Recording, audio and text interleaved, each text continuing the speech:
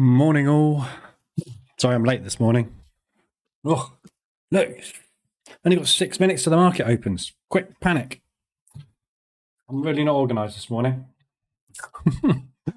I've been having fights with Camtasia Studio.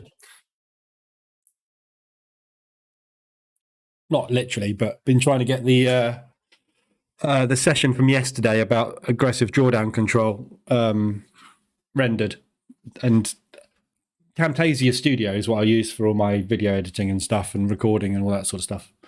And it's a brilliant bit of software, but they update it regularly. So I recently, since the last video I did, they've updated it to Camtasia 2022.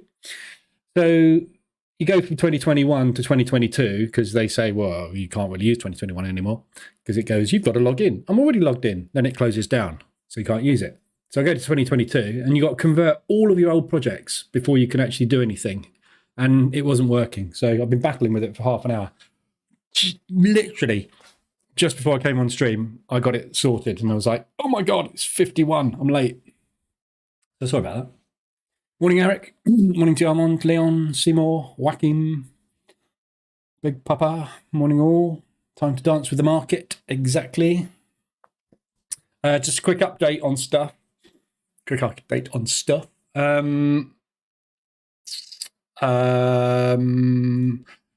This is the Fidorcrest account, which I did 1.97% on yesterday. Target is 5%. This is what they call the validation stage. So I get paid 50% of the profits on it, and it's like the pass stage, if you like.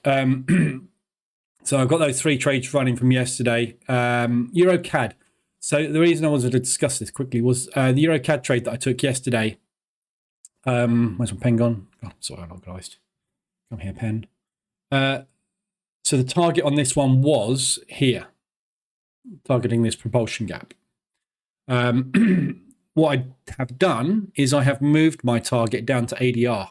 Reason being is we've got Canadian dollar news today. So I've also reduced the risk. The risk on the trade was up there. I've reduced the risk down to literally like 0.18%. So it's literally no risk.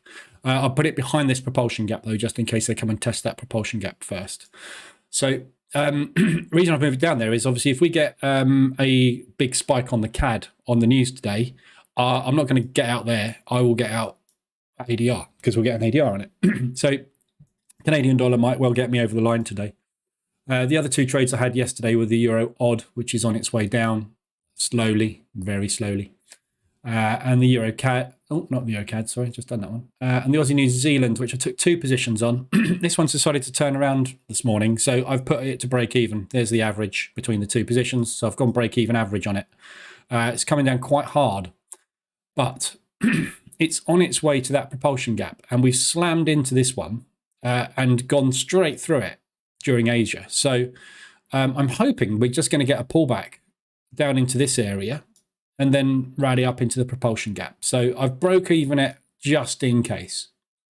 Because the Aussie, we had news on the Aussie come out overnight, which we'll look at in a sec about their interest rates. So, but yeah, so if I can get a couple of % out of this today, if I can get 3% out of this today, you know, just job done, isn't it? Passed. But we'll see. So looking at the news, we have all that yesterday, which we know about. Last night, Low came out and waffled, as they do. Sorry, 1 sec. Let me just refresh this because it hasn't gone back far enough. I've got 2 minutes to the open.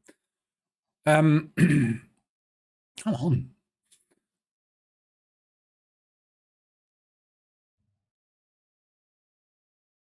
That was all the news, wasn't it? Yeah.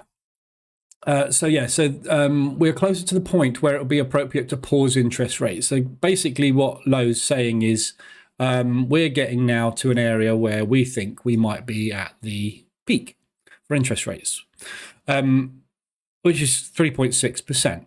Now that is way behind the majority, apart from the euro, which we know is lagging because they had to. It's way behind the majority, and their inflation is the 3rd worst in the world, and it's going up. So I can't believe they are going to stop interest rate rises. They're worried about, I think, their unemployment, which is legitimate.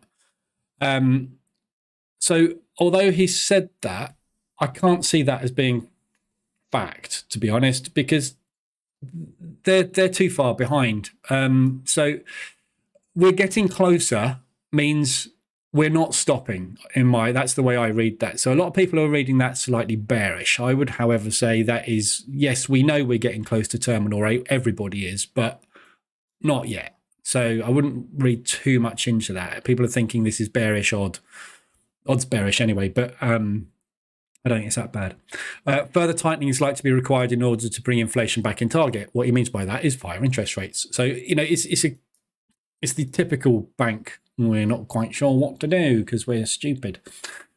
We're not stupid, but they're not doing it right. They were a little bit slow off the mark with the interest rates. If data before the next board meeting warrants a pause, we will implement it. Well, the data won't. Current account for the yen. Fine. The Fed is ready to accelerate hikes. Yep. So that's bullish US again. German industrial. Right. Okay. So that's all of that covered. Market is open. Oh my God. Oh my God. Unbelievable. So I didn't get my order triggered. Gutted. This is the problem with this pre-market ORB, which this is. This is the 15-minute pre-market ORB. As you can see, price went so fast. We missed it. By the time price had gone bang, it placed my order. So my order got executed slower than the price reaction, which means I got a limit order in. Dale just said exactly the same in the Telegram group. Damn, missed the pre-market 15 on the ORB EA. Mine just did us exactly the same. So this is an issue that there's nothing we can do about it. This is market execution. The only thing we could do is maybe place this trade 1 minute before. The problem with that is if this is jittery before, what you're going to do is you're going to trigger your order before for the breakout. That's bloody annoying. Doesn't happen often, but these are the days it does. Look at what I've missed there. Look, 13.26. It's a 2-to-1. Right. Well, nothing to do about that. So there's your pre-market open. If you did get it this morning, well done. Morning, it's time. Morning, Jacob. Morning, John. Morning, David. Morning, Dances. Morning, Stevie. I made it in London session. Yay. Liverpool has destroyed Man United like US dollars destroyed gold. I don't watch football. Not into football. We've only got 9 likes, by the way, people. There's 42 people in here. Come on, press the button. Press the button. We had 100 people in here yesterday. This was it was my record yesterday. I think we got up to 103. So hit that like button so we get more people in here. That's how the algorithm works as far as I'm aware. Yeah.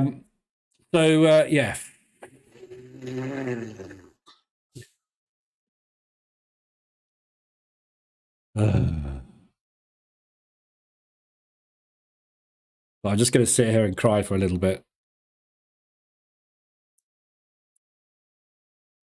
I'm very, very, very depressed. I'm getting more depressed the more that's pushing.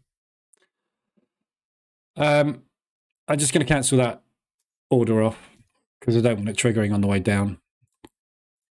Why do you do that every time I log in? It's so annoying.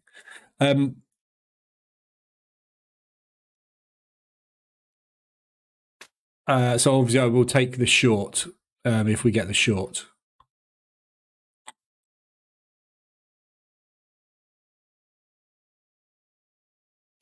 So there's your 5 minute.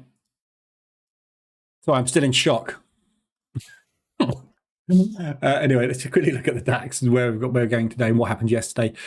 So yesterday was very interesting. If you remember what I said yesterday morning about this breakout, where I said this is either a false breakout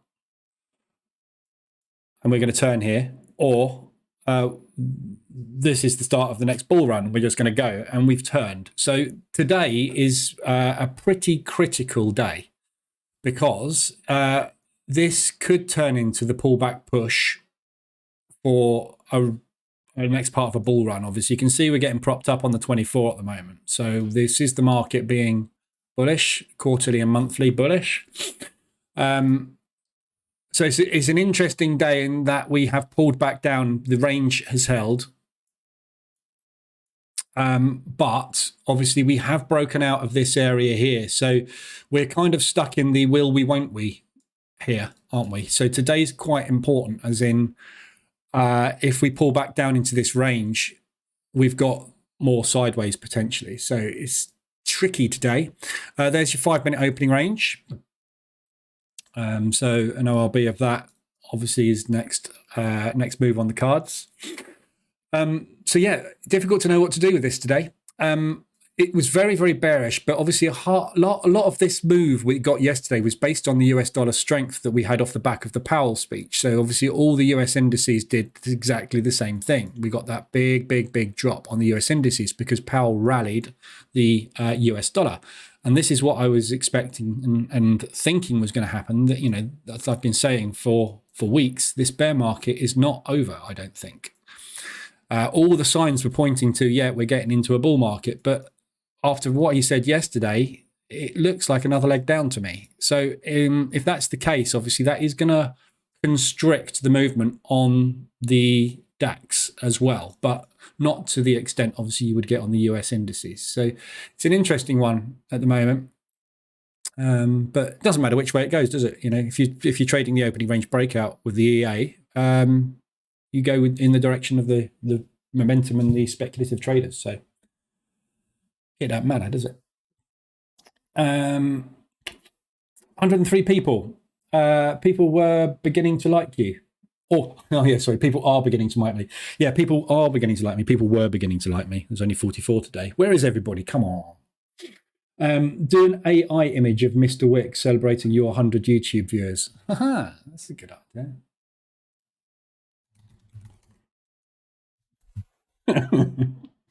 Let me just get that underway. Let's see what it looks like. I need 100 people back in here again, though, don't I, really, to actually post that. Oh, there's so much content in here. People are just drawing with this thing forever. John Wick trading, celebrating.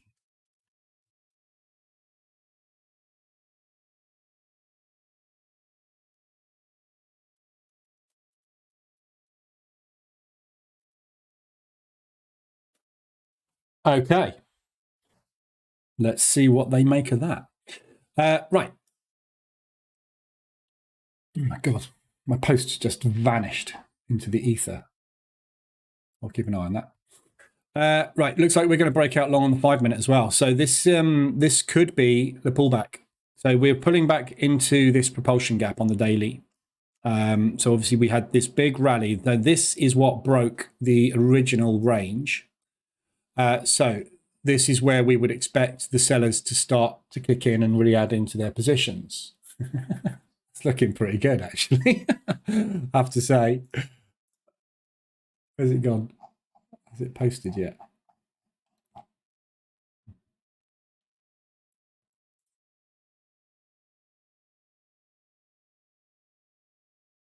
That's pretty good, I have to say. I like that. So, for those of you who are new in here, we have this thing with John Wick. So, just to explain why, because you might think, what? Whenever we get lots of wicks, yeah, it's not wiki at the moment, but when it gets wiki, yeah, Mr. Wick has entered the building. So we have these Mr. Wick, these are all generated by OpenAI. So I ask it to basically draw John Wick in certain conditions. That's not John Wick, obviously. That's my favorite one. So this is John Wick celebrating while he's trading.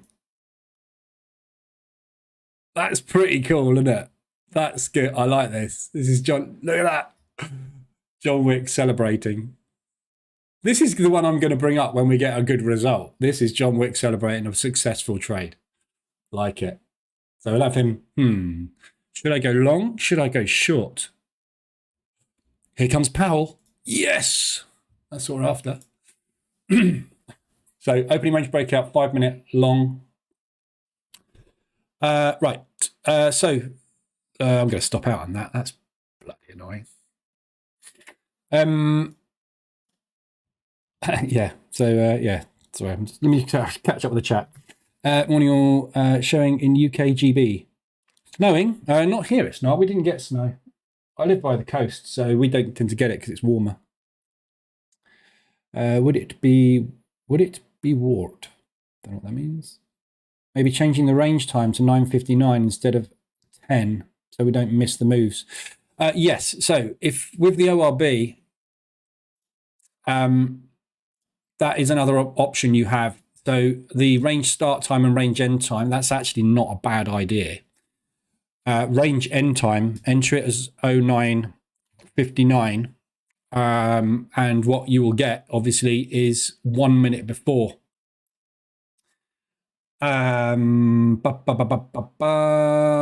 This works on...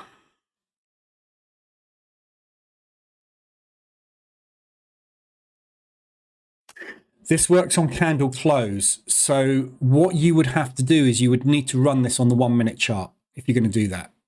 I would test this in the strategy tester, but I think you'll find that that won't actually make any difference because I've got a feeling I've coded this to work on candle close, not on tick, which means obviously the part of the script that runs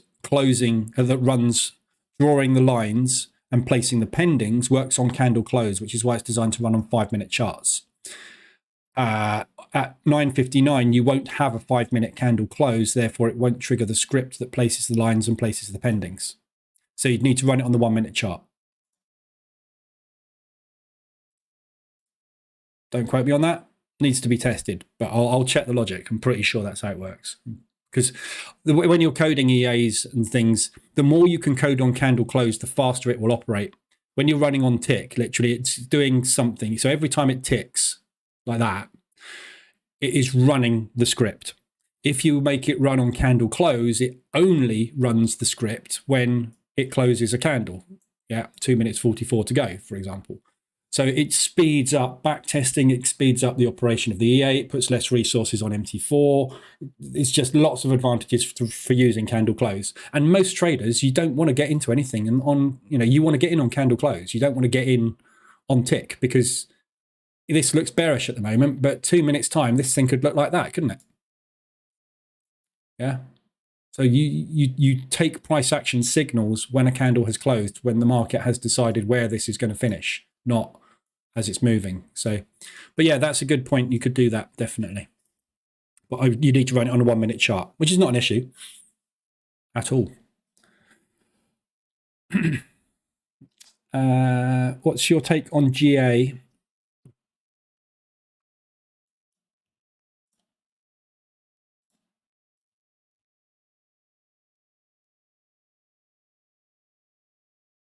Wrong page.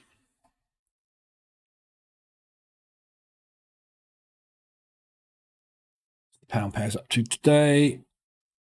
77% of the market is short pound odd.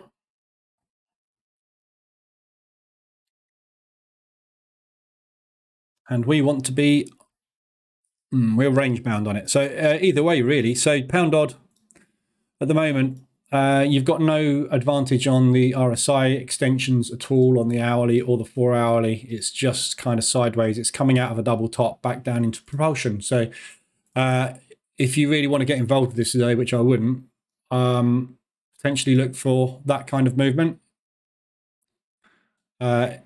Somewhere from there, maybe. I don't know. It's not part of my strategy. It's not set up at all. So not something I'm interested in at the minute. Right. ADRs today. I haven't covered the news yet, have I? I'm a bit late, a bit slow. So today's a massive day. We've got Lagarde speaking at 10 o'clock. Oh, wonder if the market knows something about what Lagarde's going to say, which is why we're getting this rally this morning. That could be something, couldn't it?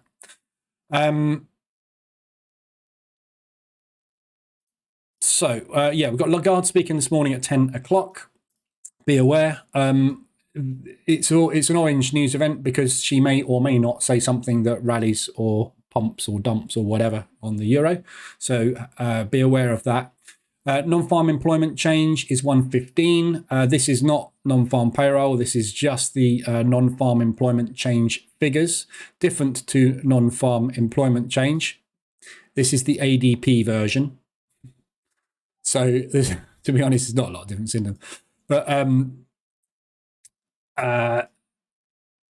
you'll find basically most of the time, whatever this is kind of what that comes out as, which is why everybody gets non-farm payroll wrong, because everyone goes, that came out as a negative. Oh, so we will expect that to be a negative. So we'll go short.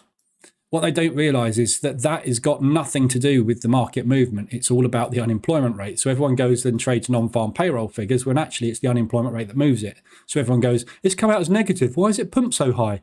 Well, because the unemployment figures dropped. Anyway, so yeah, that we will get some movement off that today. We'll get a spike, probably, unless it comes out 100% as expected, which it doesn't usually. Yeah, I mean, you just very, very rarely get an as expected figure. It's too much of a big figure to forecast. So getting it spot on is like getting a bullseye on a dartboard. It's, doesn't happen often, unless you're a really good dart player, obviously, and they're not. So 115 is that. The big one is 3 o'clock this afternoon. So we'll be on at 2:20 this afternoon for the New York session. So we will be here for this, and I might look at taking a trade on the funded accounts on this 3 o'clock. So the rate change is expected at 4.5.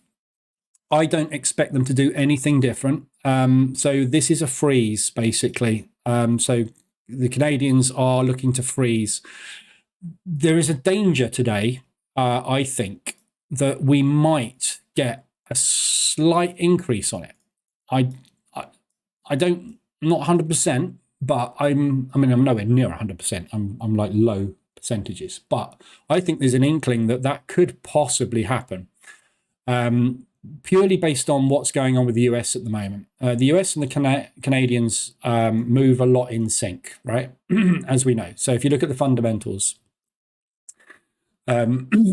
the CAD is at 4.5, the US dollar's at 4.75. The CAD goes up 0.25, the US dollar goes up 0.25. Their inflation figures are very, very similar. Their GDP is, actually the GDP is miles away because their main export is oil. But the unemployment is, actually again at the moment, unemployment is a little bit higher than normal, but normally it's pretty much in line with the US. But they stay a lot in line with the US. The US have just come out and gone, actually, no, we're not going to go for a 5.25. We might look at a 5.5 or 5.75. So there's a possibility that we might find a little bit more of a pump on the CAD, just to get on top of inflation a little bit faster. But the difficulty they have is the unemployment is so high at the moment, and higher interest rates leads to higher unemployment. So it's difficult to tell, but there is a possibility of an upward movement, but more likely going to be an as expected. Either way, that should come out as a positive for the CAD. An as expected figure typically is positive. So we do not get a press conference with the CAD, but we do get the rate statement, and the rate statement gives forward guidance. So this is actually what moves the market. The overnight rate coming out as expected, the market has already priced that in.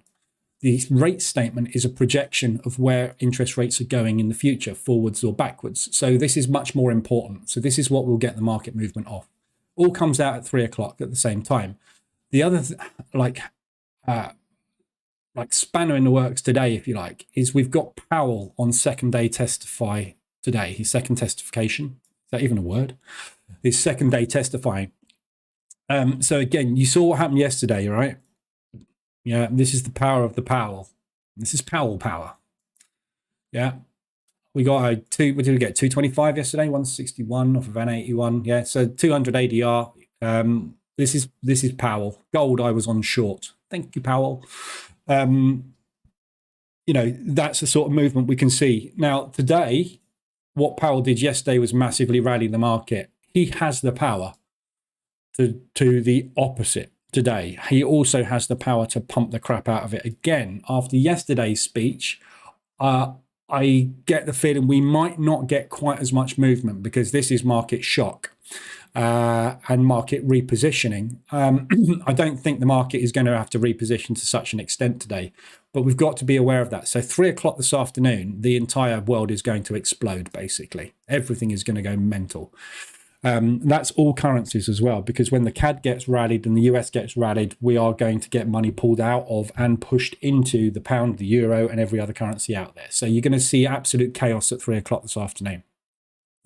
So just be aware of all of this. And this is where we start to bank everything. Yeah, these are the days we make the money. So big afternoon this afternoon at 3 o'clock. So we'll watch that and see what happens. It'll be like yesterday. If you remember yesterday, we sat in the live room for absolutely ages just watching everything go completely mental, which is great. So that's the news for today. So you need to keep an eye on that. And obviously we watch Financial Juice and see what's coming out on from Powell. ADRs today, we haven't got any so far. We had loads yesterday, loads of opportunities to get in yesterday. Remember I said yesterday, any of those Aussie pairs that we had the ADR hits on, be careful with these because obviously they were steam trains yesterday. So if anybody got in front of these, you might have got a little bit run over yesterday, but you will have taken second positions and you'll be well on your way to profit now on these. So they are starting to reverse. As you can see, we've got reverse alerts kicking in this morning on the Aussie pairs. That's done a beautiful propulsion. That's a lovely one. If you got into the Aussie dollar yen yesterday at any point, what's the ADR on that? 76. So you'd have been looking for ADR reversals from there onwards. You wouldn't have got one there. So you'd have had an entry, and an exit this morning. That's a lovely ADR reversal. Aussie New Zealand, that one started to play out. As you know, I'm in this one, but I think I'm probably stopped out now, aren't I? Not quite.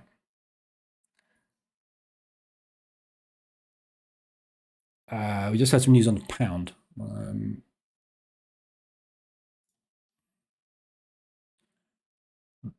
Yeah, so these Aussies obviously are all starting to play off. The US, you won't get any movement on because we had such a strong US. This one's obviously the big one. This is the perfect storm. Yeah, so when you have a currency devaluing dramatically like the Aussie, and then you have the US rallying at the same time, that's the one you want to be on.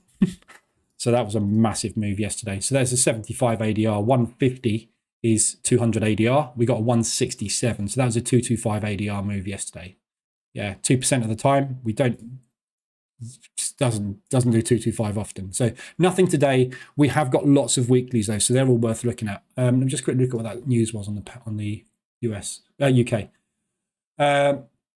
25 basis point rate hike this month, the first since February 27th, and a 5% possibility of a 50 basis point hike. So we're looking at a quarter on the UK. Yeah. So that will take the UK. I really should open the key fundamentals in a separate window, so I don't need to keep flicking over. So that will take the UK up to 4.25. So it's a rate slowdown. Couldn't make it up, could you? Guys, you need to get up. This thing is the worst in the world. We are flat, about to go into recession. Our unemployment figures are stable. Do the right thing. Put another 0.5% on it and sort it out fast. I live here, sorry. I'm a bit more passionate about our interest rates than everybody else's, but couldn't cock it up any more in the UK, could we? Profster, oil. Have a look at these in a minute. Let's look at oil for Proster. Came down again yesterday. God. So oil. We got the highs. Okay. So this is the level I've been looking at and been saying this is what I'm waiting for us to get to. 85 a barrel is what my short-term estimate is on this, which is breaking this high basically. So it's come down like a house of cards, look. So this is a lovely entry point. So market structure on this has gone bullish. Nice pullback. We were waiting for a new high to be put in, which we've just done. Some may call that a double top, but it is a new high. It's a higher high than that high. So we are officially in a bull market. So if you look at where we put our low in and our lower, let's draw it in properly. Our low there, and then our lower low, or higher low rather. The market structure now is fully bullish. Yeah, so we got a low, a high, a higher low, and now we've just about got a higher high. But look at the size of that pullback. So we're looking now for a new leg up, not invalidating that level there. So we're just looking for somewhere to get in, really.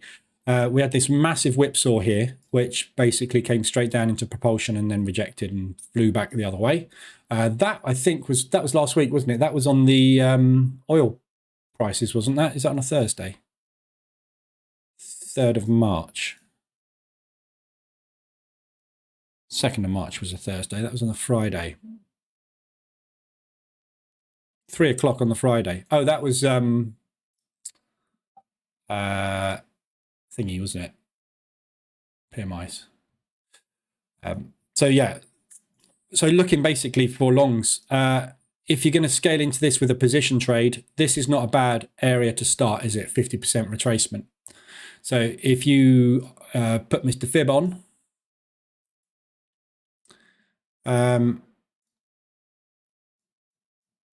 yeah, that's basically where we pull back to. But this is a good area to start getting in. Mr. Wicks entered the building, look. But we should look at those levels as well. If you look at how far we're pulling back, it's very, very deep pullbacks at the moment. So there's every possibility of it pulling back really, really deep on this level, potentially even double bottoming it. And going from there. But you've got to get in at some point. So this is not a bad area to get in. We're not extended on the 4 hour, but we are extended on the hourly. So this is a nice hourly RSI extension. And we're double bottoming off of yesterday's low. I'm going to take that, in fact. I'm going to take it with a on the fivers. Where's oil? Why have I not got oil?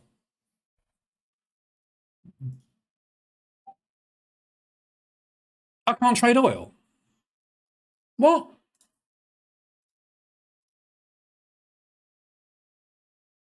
Oh, okay. I won't.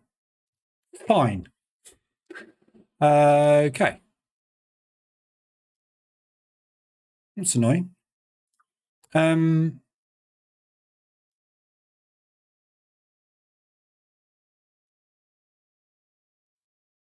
We'll take it on here then. Fine, I'll take it on here. I've got to use a stop loss. That propulsion gap is my initial target, which is roughly a 2 to 1.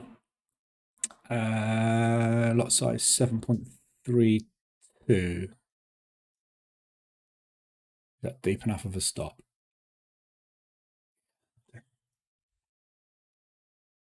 Well, what's the commission going to be on this then?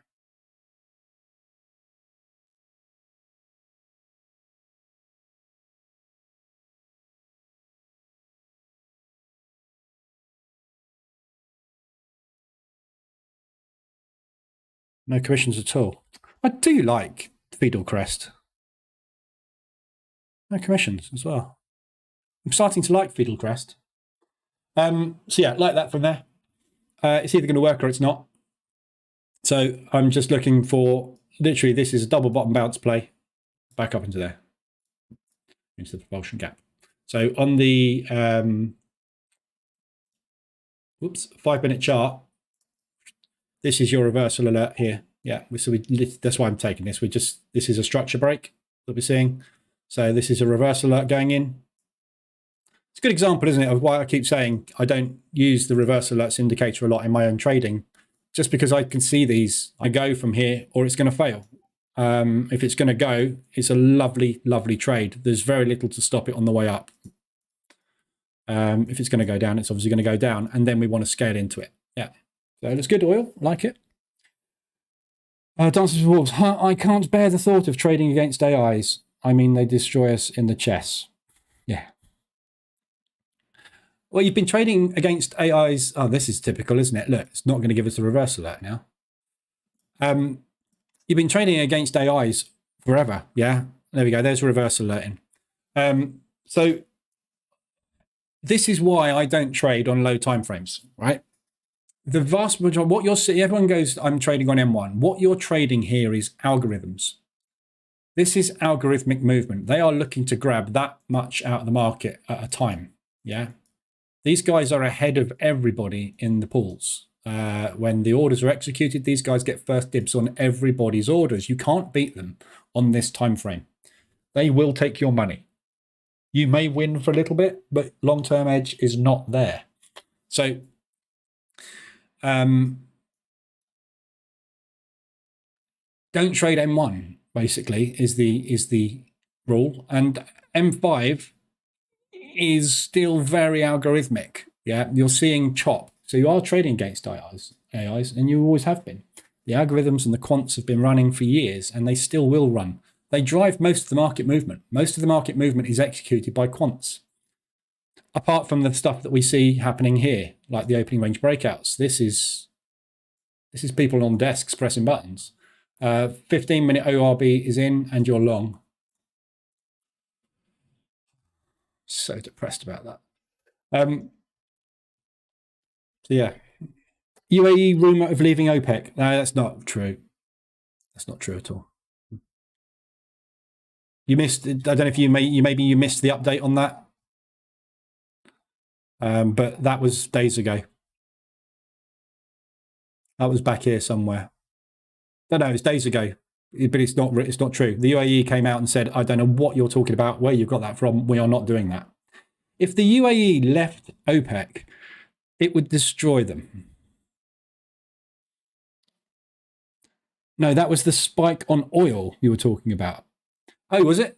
Was that the UAE one? On Friday, was that? I've got to go back a long way to get to Friday. Don't even know if it let me do that. Was that Friday?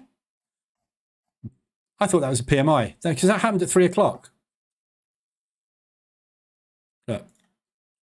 That spike, get off. That spike happened at 3 o'clock on Friday, look. Oh, no, that didn't. That happened at 1 o'clock on Friday, 1500. No, that was a PMI figures. That was PMI figures on the US dollar, look. On Friday, wasn't it? Oh, no, it wasn't. You're right. No, you're right. You are right. I think you are right. That was the OPEC rumor. That's right, because we traded it, didn't we? Yeah, you're right. We traded it. Oh, drugs are great. Glad you're here, Alex. Want to take over? I could have a rest. When I saw Fidel Crest only have a 5% target, I knew Luke could easily pass that. Yeah, well, 5% is easy. 8%. The reason it's easy to pass 5% targets is because you only really need 3, maybe 4 trades, yeah, to play out. Whereas with an 8% target, it doesn't sound like a much more, does it? To get an 8% target, but that 8% target will usually be another 2, maybe 3 days of trading. And what I keep going on about with the lucky run, you get a couple of good trades, yay, easy. And then you get some bad trades in a run. It's like, oh, that's your 5%. That's on your way to the 8%. And what happens is you then have to catch back up to get to where you were at the 5%. And you're like, yay, again. But now you're 7 days into this thing and you've got a 5-day evaluation target on my Forex fund. So what your psychology is doing is going, oh, this is hard work. I'll tell you what, we'll just go up with a 1% risk today and we'll see if we can get it. Bang. Oh. And that 5%, your initial trade ideas, you get what I call kind of, or I think of as trader fatigue. the first trades you take on a proper valuation are usually awesome. And the reason they're awesome is because you're like, right, we're going to do this. We're going to do this. I'm going to take the best setups possible. And you're looking through your pairs and you're going, right, no, don't like that, don't like that, don't like that. And you look through all the pairs and you go, right, those are the best ones. I'm taking those 3 trades. And because you've focused so hard on it, you take the best A+ trade setups. Those trades pan out. But as the week goes on, you get a case of, oh, I've got to get into the market. I haven't got any risk on. I'm not going to get this target hit. So you go, oh, it's not great, but I'll take it. And that's a low quality trade and they fail. So what happens is you get that really nice run up to start with and your P&L does that then afterwards because you're not taking the best quality positions. I have just set up the Fivers dashboard on my laptop. So I'm trading this off my laptop as well. I'm trading everything off my laptop as well. But and I've put the dashboard on here for the RSI, and I'm only using 75.25. So unless it's 75.25, I'm not interested. Look, I've just taken a euro US dollar this morning. Yeah.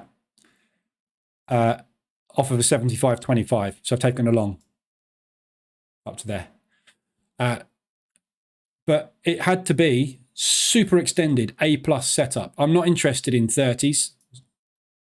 Yeah, we touch 30 quite regularly. Yeah, not interested. It's got to be super extended for me to get interested in it. And those are the best quality setups. And if you just take those, you're going to have way more chance of passing. If you just took 80-20 RSIs with reversal alerts, you will pass. But we don't because we want to get through it fast. And that's where we all go wrong. You know, look at that, 571 on day 1. Day 2, struggling a bit. Admittedly, that was Powell. He did help me along the way a little bit, didn't he? Anyway, we'll look at the weekly ranges. Neighbours will never leave. Don't remain a tadpole. 64 watching and only 26 like. What you guys on? Hit the button. Show some appreciation. We've got 29 likes now. We've got 70 in here. Come on. Let's get it up to 70. That means everybody likes me. 31. That's good. Keep going. I'm watching. 37. Thank you. It's amazing. I've always watched videos, and I hate these videos where they go the introduction and they go, so if you like this, hit the subscribe button, smash the thumbs up, and blah, blah, blah. And I think, I'm not going to do it just because you said it. I hate that. And I'm sitting here thinking, I've become my own worst nightmare. But I see why they do it now. It does help the algorithm, doesn't it? All of a sudden we go further up the live rankings and all of a sudden more people come in and it's a spiraling thing. So if you don't ask for it, you don't get it. If you don't get it, you don't get more people. Not that I want more people. I'm not bothered about more people. I'm bothered about trading. But anyway, we just get more chat, don't we? It's much more interesting. I've just passed an evaluation account on to a live account. Well done. I can't say your name. Cacvi the world. I've been looking at the opening range break video and EA. How's that been performing this year so far? Don't know. It's not a year old. It's not even a year. It wasn't released long ago. It's new, but it's performing well. It's performing well depending on the set file. So with the opening range breakout EA, if you're new in here, you don't know how I trade, but I do not trade on full auto. I trade with EAs as a means to get me into positions, manage positions, and help me with positions, but I am watching those trades and I'm interacting with those trades. So for example, the ORB EA today, you can set the ORB EA up to do whatever you like. There are so many combinations of settings for strategy variations. I can't say how well it's performing because I don't know which of the 25 million settings you want me to tell you whether or not they're good. But what I would say is go and stick it in the strategy tester with your settings and see how it would have performed yourself. Yeah. So go into the strategy tester, load up the EA, wherever it is. Yeah. And set it up for whatever you want it to do, whichever strategy you want it to do and how you want it to trade, how tight you want to be with your risk, your trailers, whatever, and then test it from the beginning of this year and see how it performed. I'm not the sort of person that puts up signals for my products, and And if people don't like that, off you go. I don't care. Basically, I'm not in it to sell and make a fortune out of selling indicators. So basically, just go and test it yourself on whatever instrument you want to trade, and it will tell you how it's performed. It will have losing runs of days, weeks, and months because it's a long-term edge. Yeah, this only makes money today, right? I missed this today because my pending triggered just after the market had moved. I missed a 3R? I don't know, 3R probably, isn't it? 130, 330. Yeah, so it's roughly a 3R move. 5, 4, 5. I don't know. What are we now? I don't know. 7R move. Missed a 7R move off of the ORB this morning. The result that you would have got with it and the result that I would get with it are dependent on how you set it up. So if you set a trailer at 110% of the opening range, what you would have got today was a stop out somewhere around there because it would have pulled back and stopped you out by that distance. If you'd have set 150% opening range trailer, you would still be in this now with a P&L somewhere in the region of $7,000 to $8,000 on a 100K account. Yeah, you see my point? I can't give you a result because I don't know what you would have done with the EA, how you would have got out, the settings you would have used. There is no one setting. Same with the market reverse alerts EA. There is no one setting. It's a strategy execution EA, and there are 20,000 strategy variations. I've tested about 200 variations of the strategy. They're pretty much all profitable. So I've done system. If you go and watch, I haven't got a video on it, have I actually? But basically, I've run system parameter permutation tests on it. Yeah, I'll show you one quickly before I go on and do the analysis. So this is some of the testing on the ORB EA. Yeah, so I run a system parameter permutation test. So this one has got 320 tests in it.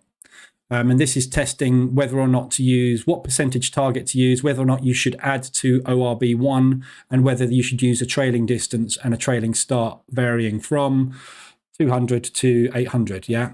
So there's 320 variations there. And out of those 320 variations, all of them passed. So every single one made a profit. Some of them only made $3,000. Some of them made 53 grand. Yeah. But my point is, they're all profitable. I don't know what you would have made out of it. And I can set this up on an EA signal with one of the set files, but which one? Yeah, I can pick one at random. But if I pick one at random that only gives a 20K return and you're looking for a 50, what's the point? Do the testing yourself. Very easy. I never buy in the past, I don't buy products anymore, obviously, but in the past, when I've been buying EA's system strategies, I've ignored everything I've been told about that system strategy or EA until I've gone and tested it. Because if I can't test it and replicate the results, it's a load of bollocks, to be blunt, isn't it? I can tell you this thing makes 100 grand a year, and I can give you a set file for this that makes $250,000 a month. Yeah, I've got one. Whether or not it's going to achieve it live, I haven't got a clue, but I can give you that set file. You can back test it and you can get the same results.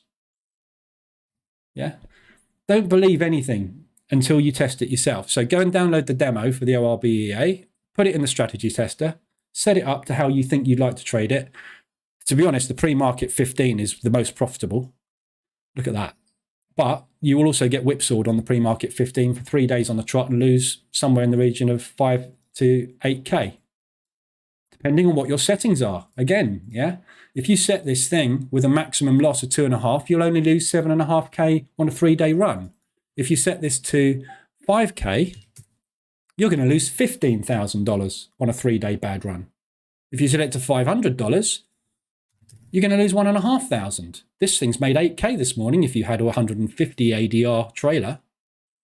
Yeah, if you set that to 150 today, you're still in this trade.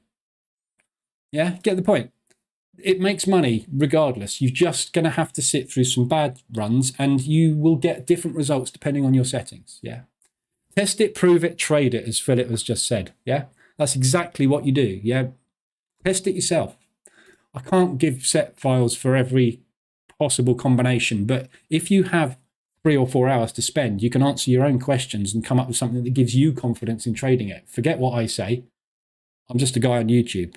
Go out and test it yourself. Do the work. That's why you make the money, because you do the work. I've spent a long time developing the ADR strategies. They work. But I didn't come up with it overnight. It took months and testing, 15 years back testing of data. And, you know, everyone wants to buy an EA, stick it on a chart and become a millionaire. And I'm not saying that's what you want to do, but, you know, that's what the mentality is, isn't it, with EAs? It's like,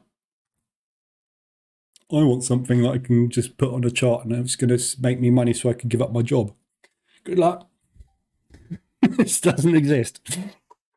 But yeah, it's a great EA, but it is as good as you program it. And obviously your test results will give you an idea of what the forward results may be. So I've mainly been trading the DAX and the SPX, not really doing any FX. Yeah, no, this is only for DAX. This is for indices. This is not designed to be run on anything else. The opening range breakout EA is a index strategy. DAX, NASDAQ, Dow, and S&P. Although I have done no testing on the S&P at all. Never used it. There's no point. If you're going to trade an index and you don't want to trade the Dow, you're going to trade the S&P or the NASDAQ. Yeah, they're the same thing. Look. Same thing, except the NASDAQ moves faster. So look at the ADR. ADR on the S&P is 58. ADR on the NASDAQ is 224. Trade the NASDAQ. Moves faster, returns more money. There's no point in trading the S&P. It's too slow. This is the kindergarten version of the NASDAQ, basically. So trade the NAS. Thanks for the follow. Rajiv and Sengiz as well, 4 minutes ago. Missed you. Right. ADRs. This is the trouble with chat, isn't it? I never get any work done. David, I'm practicing taking sentiment trades manually as your EA would do for a pair that's extended like the US dollar CAD. Do you think that's a good idea to get in?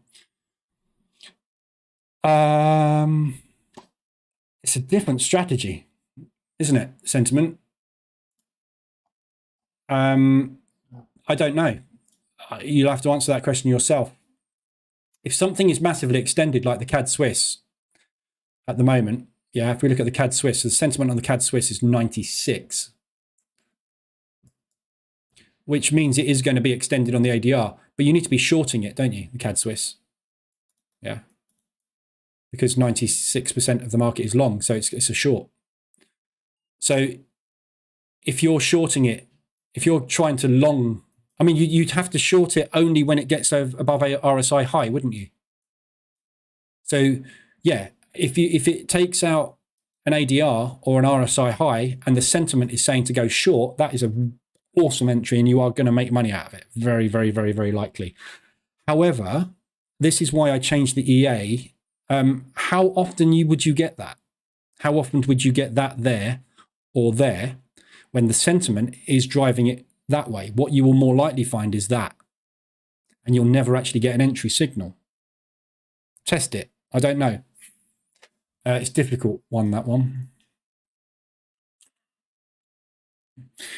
Do you get in often where you miss trades like today as the price has already moved past the range when the trade gets placed? No. This is the second time in, what, 2 months or so that this has happened. This, when you miss it like this, so it triggered an order after price had moved past it, so a buy stop in and I missed the entry. That happens on, that's execution issue. That's to do with your broker. So what the EA does, yeah, as soon as the logic behind this EA is the second that candle closes, a script kicks in, which if you run the script on a MT4 with zero execution, it would run in milliseconds. Yeah, in less than a second, the entire EA script has run, right? So at that point there, we say, quickly go and look at this 3 minute, this range here, and calculate this size, put it in the database, create a variable for it, draw these lines in and place pending orders. Yeah, so it's going, do all of that really quickly within a second. right? So what is happening here is this price is moving very, very fast. It may take 3 to 5 seconds to get up there. But we have said to our broker, within a second, execute this. Now, if your MT4 is slow because you're on a VPS with no power, the processing time of the EA at that point of candle close could be anything from under a second to 3 to 5 seconds. If your broker's market execution, when you send the order for that pending to be executed, takes more than half a second to a second, we're talking about a delay of potentially 5 or 6 seconds before the order's placed. That's why that happens. Nothing to do with the EA, it's order execution speed.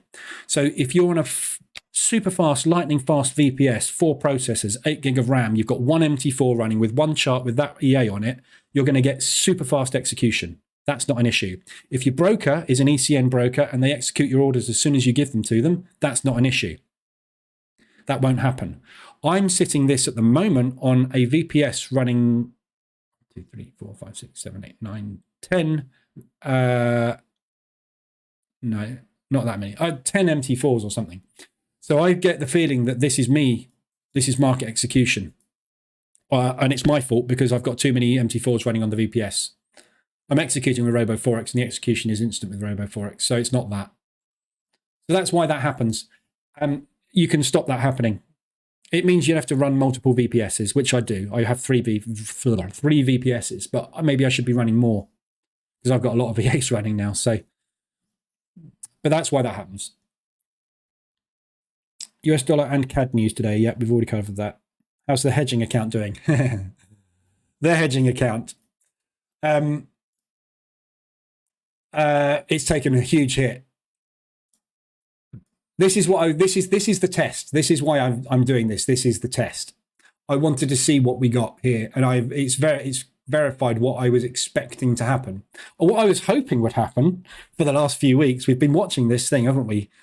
Sit nice and stable with the P&L. So the P&L got up to 21% yesterday, and we were down at 10% drawdown yesterday. We're now up to 22% drawdown, and we've had to scale out. So the scale out's been obviously quite dramatic because of the US dollar. And this is exactly the issue, and this is what we were talking about yesterday, isn't it? If you do this or this, like this is short US dollar. What happened yesterday? 225 ADR move on the US. That is going to hurt like hell. And this is a really good example of why you only limit your exposure to 2 instruments, as I taught in the bootcamp. Yeah. So this is what I was waiting to happen, and what I wanted to do was stress test the drawdown, and to see how it recovers as well from this. Because what I'm looking to do is to run this strategy on the H1 time frame. So this is me gathering data on where we get to. And what happens with drawdown control at 1 ADR. So this is dead. It's not dead, is it? I mean, we've still made 13 grand. We're just sitting in 25 grand of drawdown. This could go and fly over there, and that could go down to 10 grand drawdown and put another 10K in there today. Don't forget we got CAD news today and US dollar today, and that could go completely the opposite direction, couldn't it? We're hedged on the CAD, look. So the CAD is going to make money guaranteed, whatever comes out at 3 o'clock, isn't it? But yeah, no, that's not had a good day. Yeah, this is not how we run it, is it? Watch the bootcamp. This is not what I advise to do at all. My order this morning was placed in 800 milliseconds, and you still missed it. Really? Wow. That shows you how fast that was then. So, I mean, there's nothing you can do about it. If you've got an 800 millisecond order execution, this thing within a second, I mean, the trouble is we can't go down any lower than 1 minute, can we? Yeah. But look at that 1 minute. If you had a tick, you could probably look at a tick chart on this, but this move from there, above there, obviously happened in a second then. If you've got 800 millisecond execution and you didn't get the order on, you got a limit placed, at 1 second in, this was above that area. We don't see that. That's not normal. That was an abnormal. Somebody really, really bought a shed load of stocks on the DAX this morning, didn't they? So nothing you can do about it.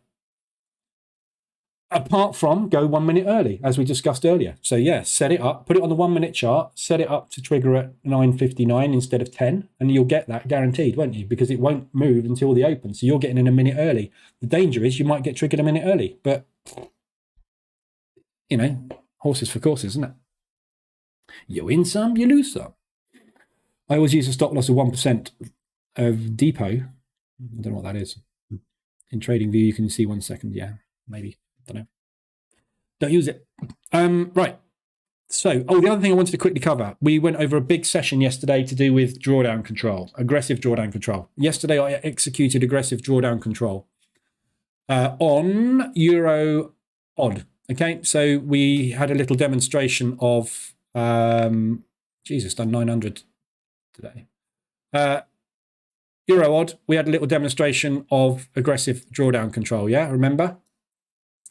So I took an aggressive position manually up here. That was the aggressive position. And as you can see, it's played out at the moment. So I can scroll down. There's the stop loss on it. So going on from that aggressive entry yesterday, when I get an aggressive drawdown control position on, obviously we've now got that well within an ADR. You can see my TP there on that aggressive position is down there. So as we are pushing in the direction that I'm expecting to go, what I do with the aggressive drawdown control position is minimize that risk. Yeah, because this is a big risk, isn't it, this trade? Oh, I've got confirmations turned on this VPS, I think. Yeah, so minimizing the risk on the trade. So I don't want to take that massive risk, which was $350 odd. So I'm reducing the risk down to 165 now because we've gone in our direction. If this trade now has got two options, you know, we know for a fact it's going to do that or that over the next X. If it comes down to there, brilliant. Aggressive drawdown control complete. We can now either exit the position or we can use that profit to do drawdown control and remove some of the drawdown and the pressure from lower and obviously keep our average close to price. So that's working beautifully. So I just wanted to show you that this morning because obviously for those of you that are in the live room yesterday afternoon, we did a session on aggressive drawdown control, which I'll post on YouTube later. That's the outcome of that trade that I took to demonstrate it live. So it's working beautifully. So I just wanted to cover that because, yeah, we did it in the live room, didn't we? If you are using a trailer on the DAX, you're probably out now. We've just done a retracement of 23 points.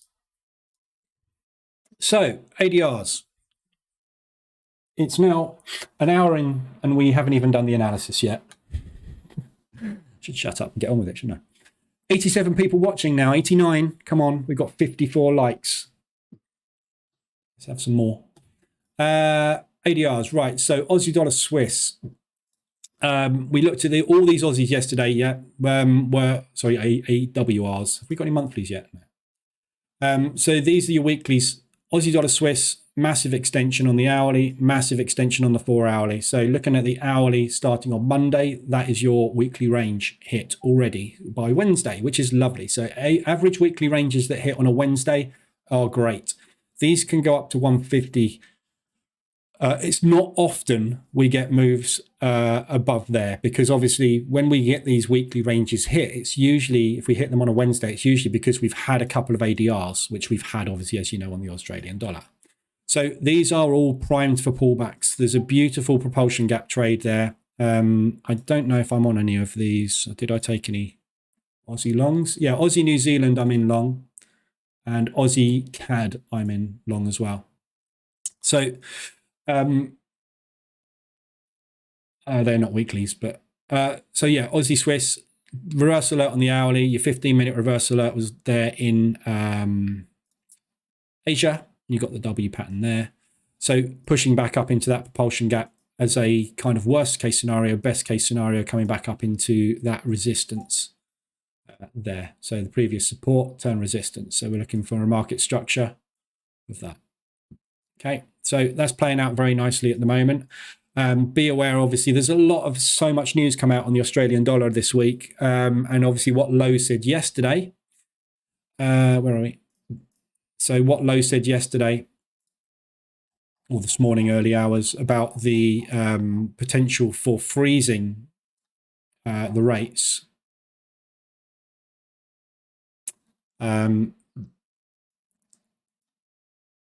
That might have a negative effect on the Aussie, but in the same breath, he came out and said further tightening is required, which would indicate potentially larger interest rates. So, well, we don't know really on that at all. But if you look at the Aussies on the bias scorecard,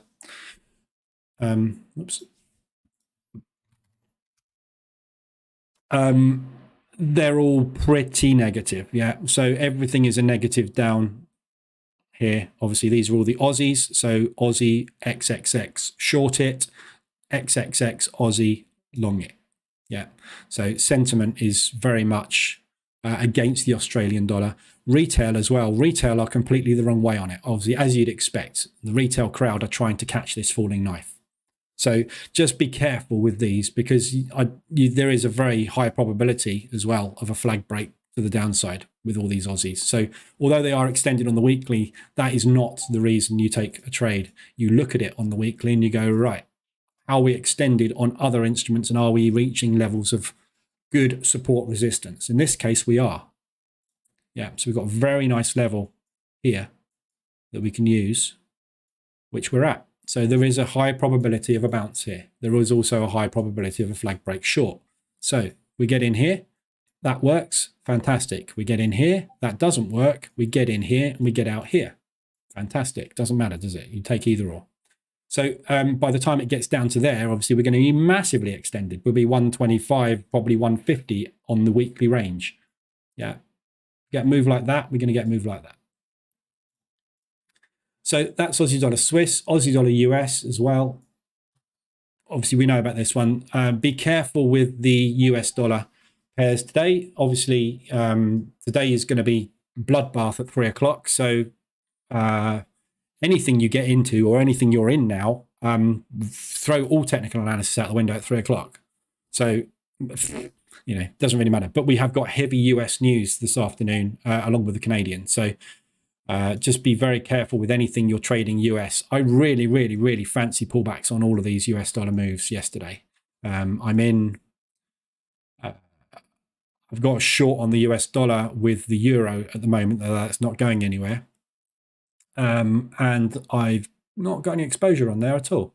I'm in oil, that's exposed on it. But so yeah, I just fancy that US dollar pullback at the moment. I think there's a good chance of that happening. But I don't think it's going to go far. Yeah, this Powell really, really pumped this yesterday.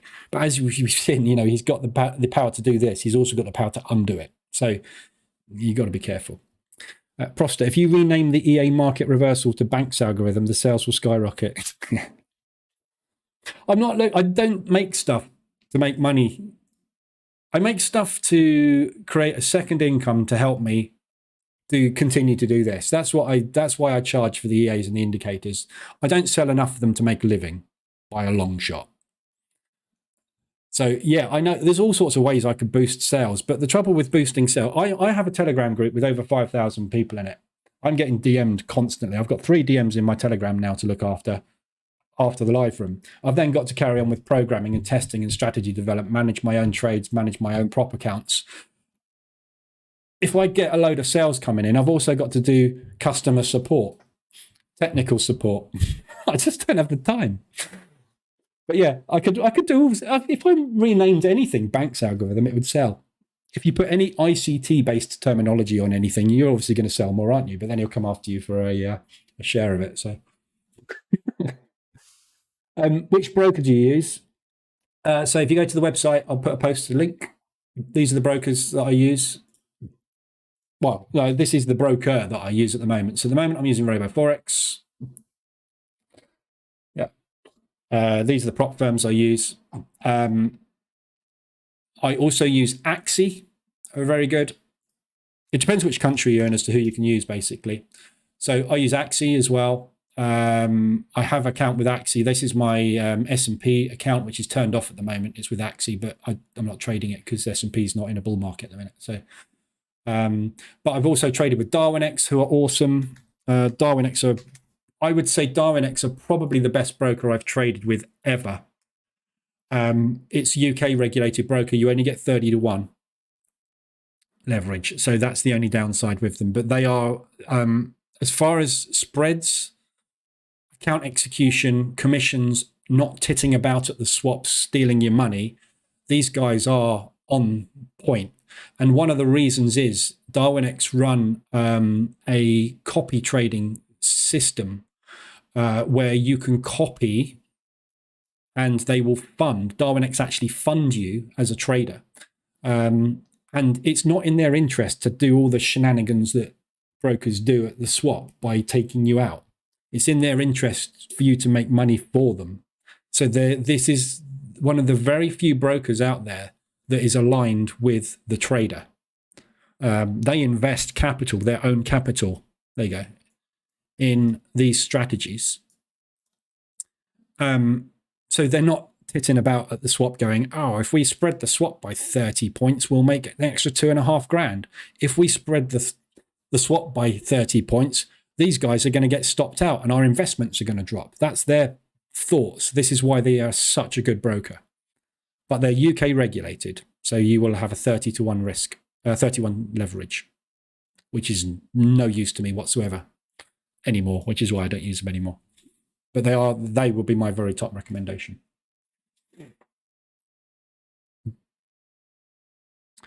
Stefan, there is no pullback incoming.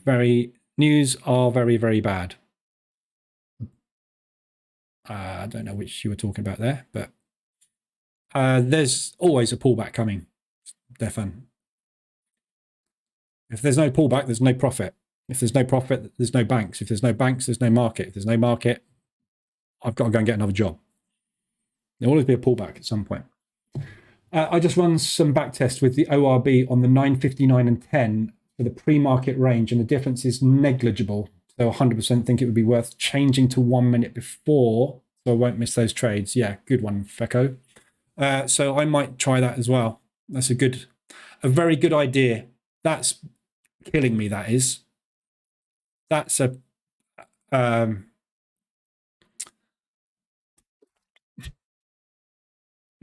That's a 2-day mortgage, a 2-month mortgage payment. Yeah, this is what the ORB EA is all about. Yeah, chopped about, paid the mortgage, draw it. Yeah, this is why it's so good for prop, because you can just, these days, after you've made this move today, and it's the second day on your funded account, you stop trading that funded account. You wait that 7 days. You draw that money out. You reactivate the EA. You repeat that process. Whether you pass or fail evaluations is dependent on whether or not you run the EA today or you don't.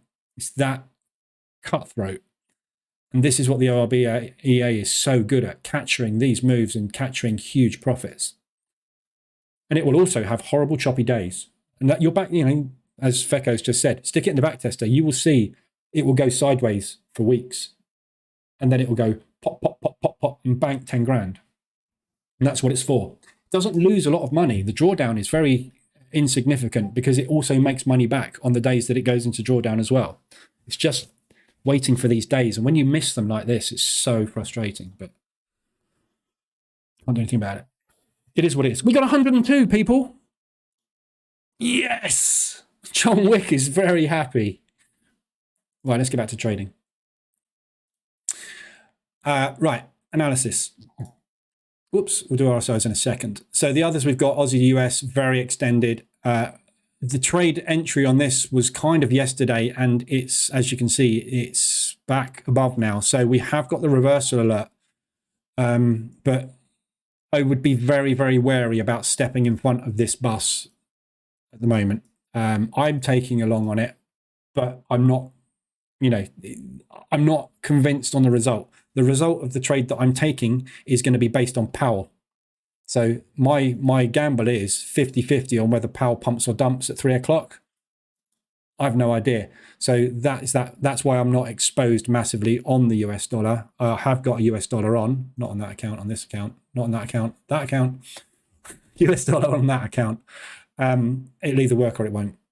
I don't know. It's up to Powell, isn't it? Euro odd. Reversal has just kicked in on that one. The reversal was this morning in the Asian session and the retest. Very, very, very messy reversal alert market structure. This was basically an accumulation break rather than a reversal alert. But we have got the move down. We've broken that low. So back down into here. ADR hit today. So that is your weekly extension. There's your weekly range. Sorry, that one. There, done.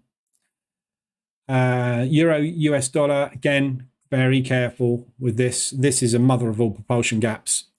We will test that, whether we get the A-shaped recovery or whether we get the flag break, drop and come back next week, or whether we get one of those nasty, annoying 4, 5, 6 day moves that goes all the way up there.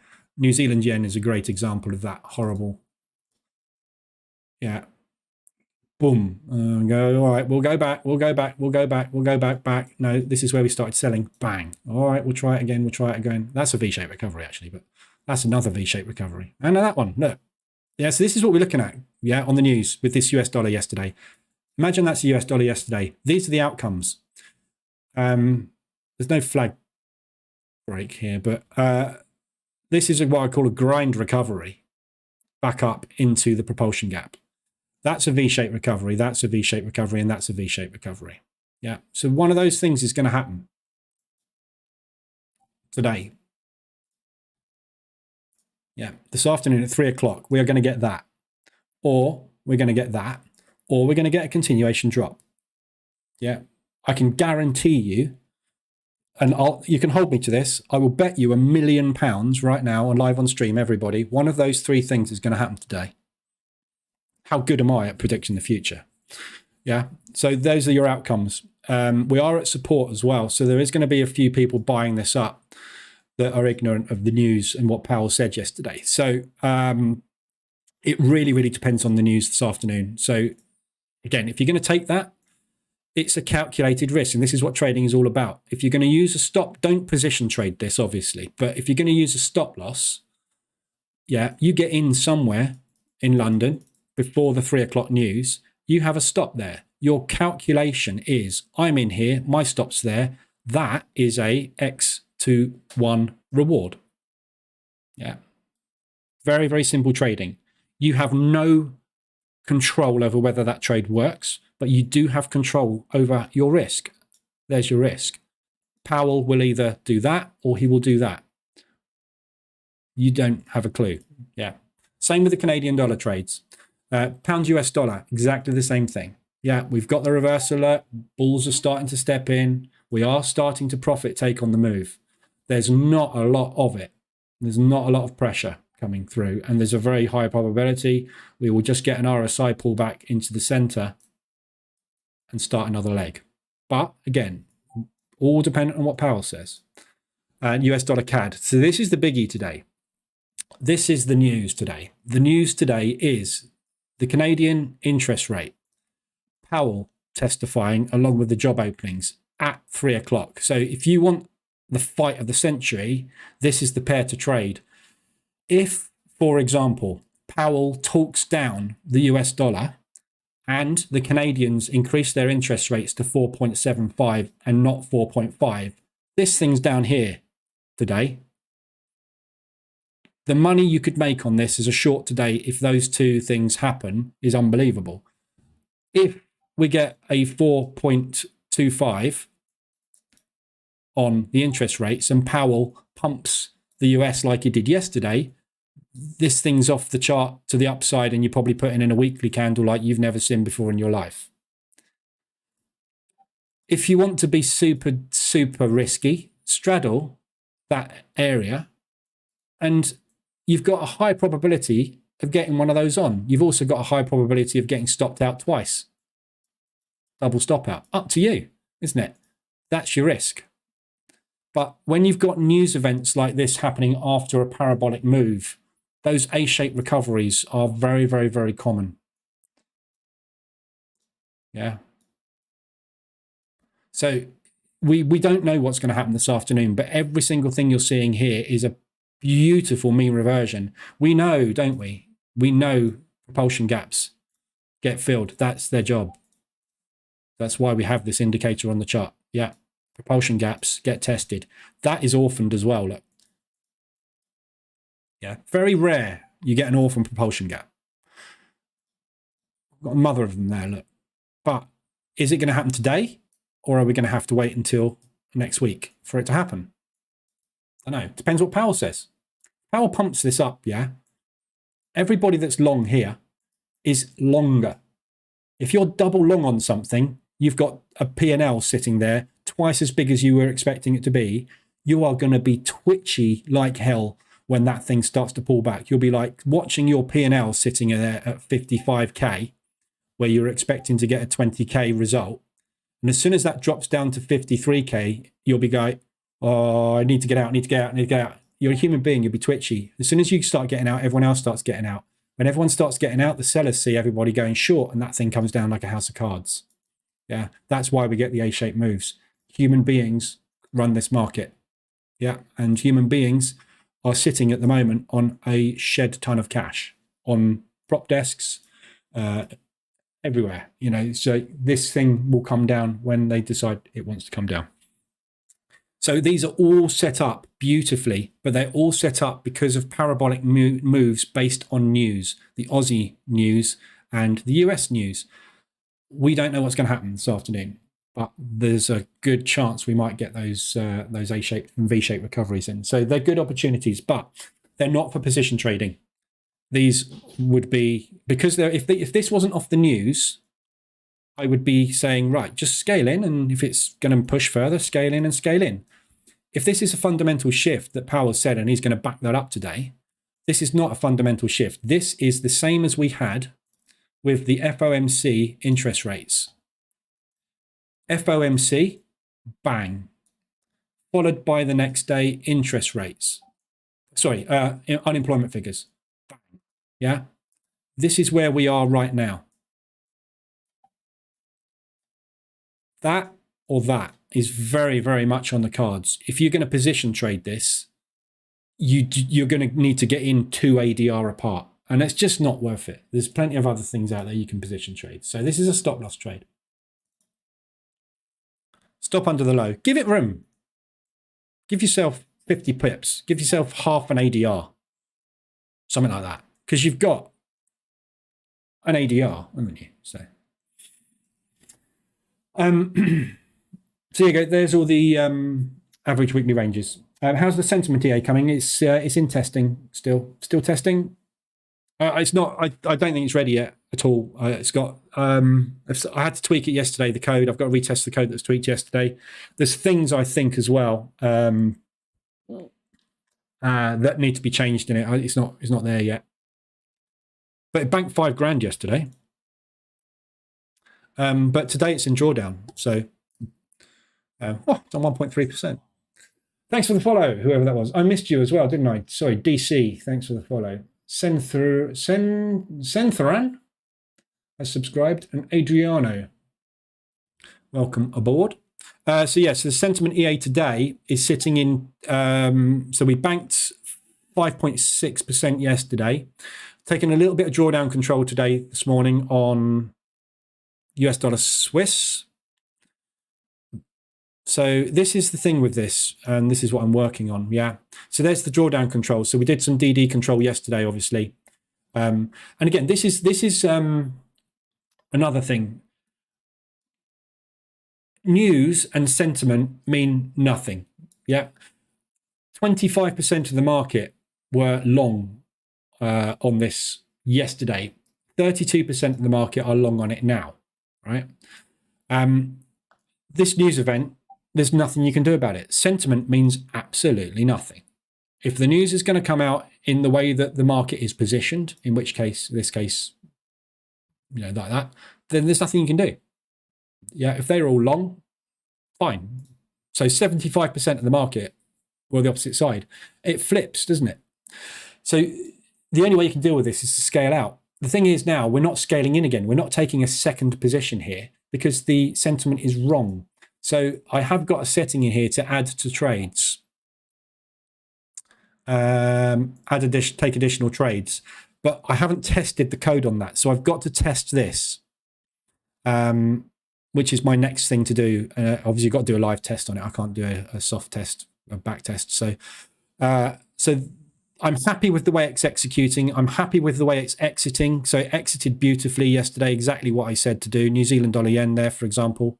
Yeah. So I set it to exit at 10:30. It exited at 10:30. So remember, I changed that code yesterday because I found a bug. That's fixed. So it's getting there.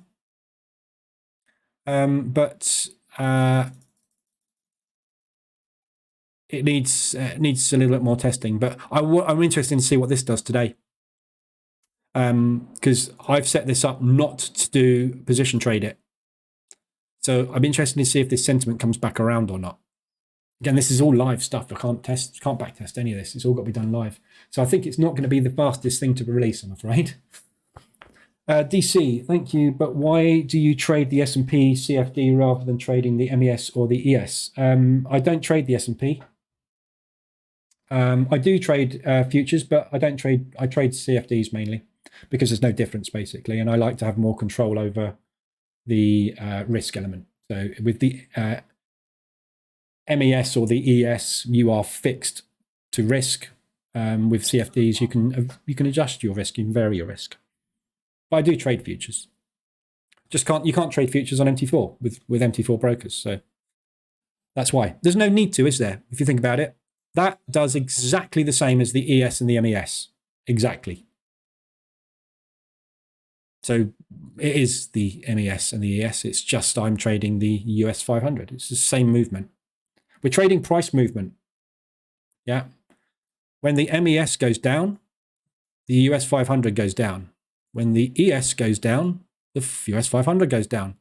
Does it matter what name of the instrument is, which broker I'm trading with, or whether it's a futures instrument or a CFD? It doesn't make any difference. And I can trade this commission free. The ES has a round trip cost. So it's cheaper. There's lots of reasons I don't trade it. But each their own, you know. Some people love it, some people don't. RSIs.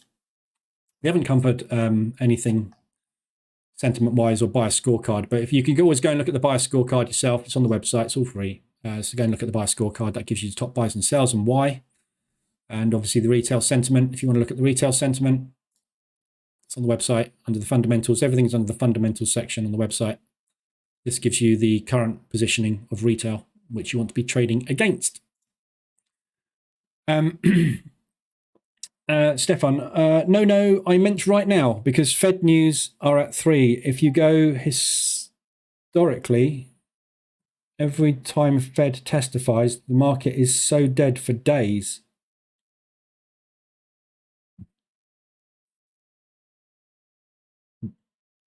But I've just shown you that's not the case. You also get V-shaped recoveries. It's not always dead. Depends what they say, doesn't it? And don't forget, it also depends what else is coming. Yeah. Today, mental. Tomorrow, no news. That's why it's dead. There's no news. This is what moves the market. This calendar here is the only thing that moves the Forex market. The Forex market moves based on the fundamentals. The fundamentals are issued on the calendar. So it's all interlinked, isn't it? Which is why we pay attention to this. It's not going to be dead on Friday. Guarantee it.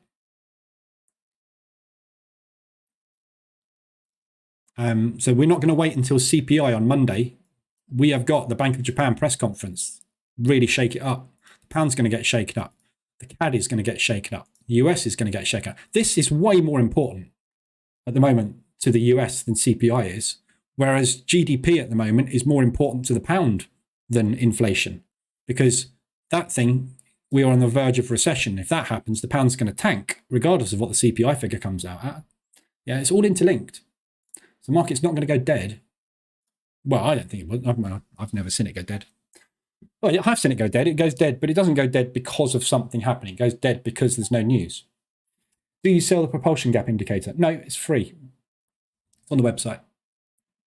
Go to the indicators, other indicators and template page. If you've got MT4, if you haven't got MT4, no. The gap indicator, it's called WRB hidden gap. Morning, Algo. Papa speak again today. He has been speaking. Yes. DC, I myself don't like the index CFD because I have to pay overnight commissions. And the spread varies. On the other hand, the MES, I pay fixed commission and no other costs. Also, you can't hold the MES overnight, can you? Unless you've got a massive bank account, because the spreads go up by 20 times overnight. This is why you have to be out of all positions on prop firms when you're trading futures by end of day, because you can't hold overnight unless you've got 100K in your account. I think each contract on the ES, you have to have $500, is it? So if you're running 5 contracts overnight, you need $2,500 in your account just to hold one position. And there are no costs attached to CFD trading. On there's no, I don't pay commissions, yeah? Did I take a DAX on this account yesterday? Can't remember. Yeah, no commission. I don't pay commission. Very, very rarely I pay commission on anything.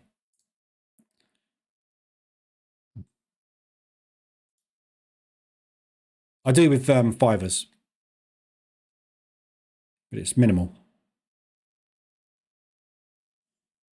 You can't get away from cost. It's a cost of doing business. Yeah, I would never concern myself really with cost of doing business. If you're worried about cost of doing business, there's obviously a problem, because if something costs me $3 to do a round trip trade on it, and I'm making $35, so what?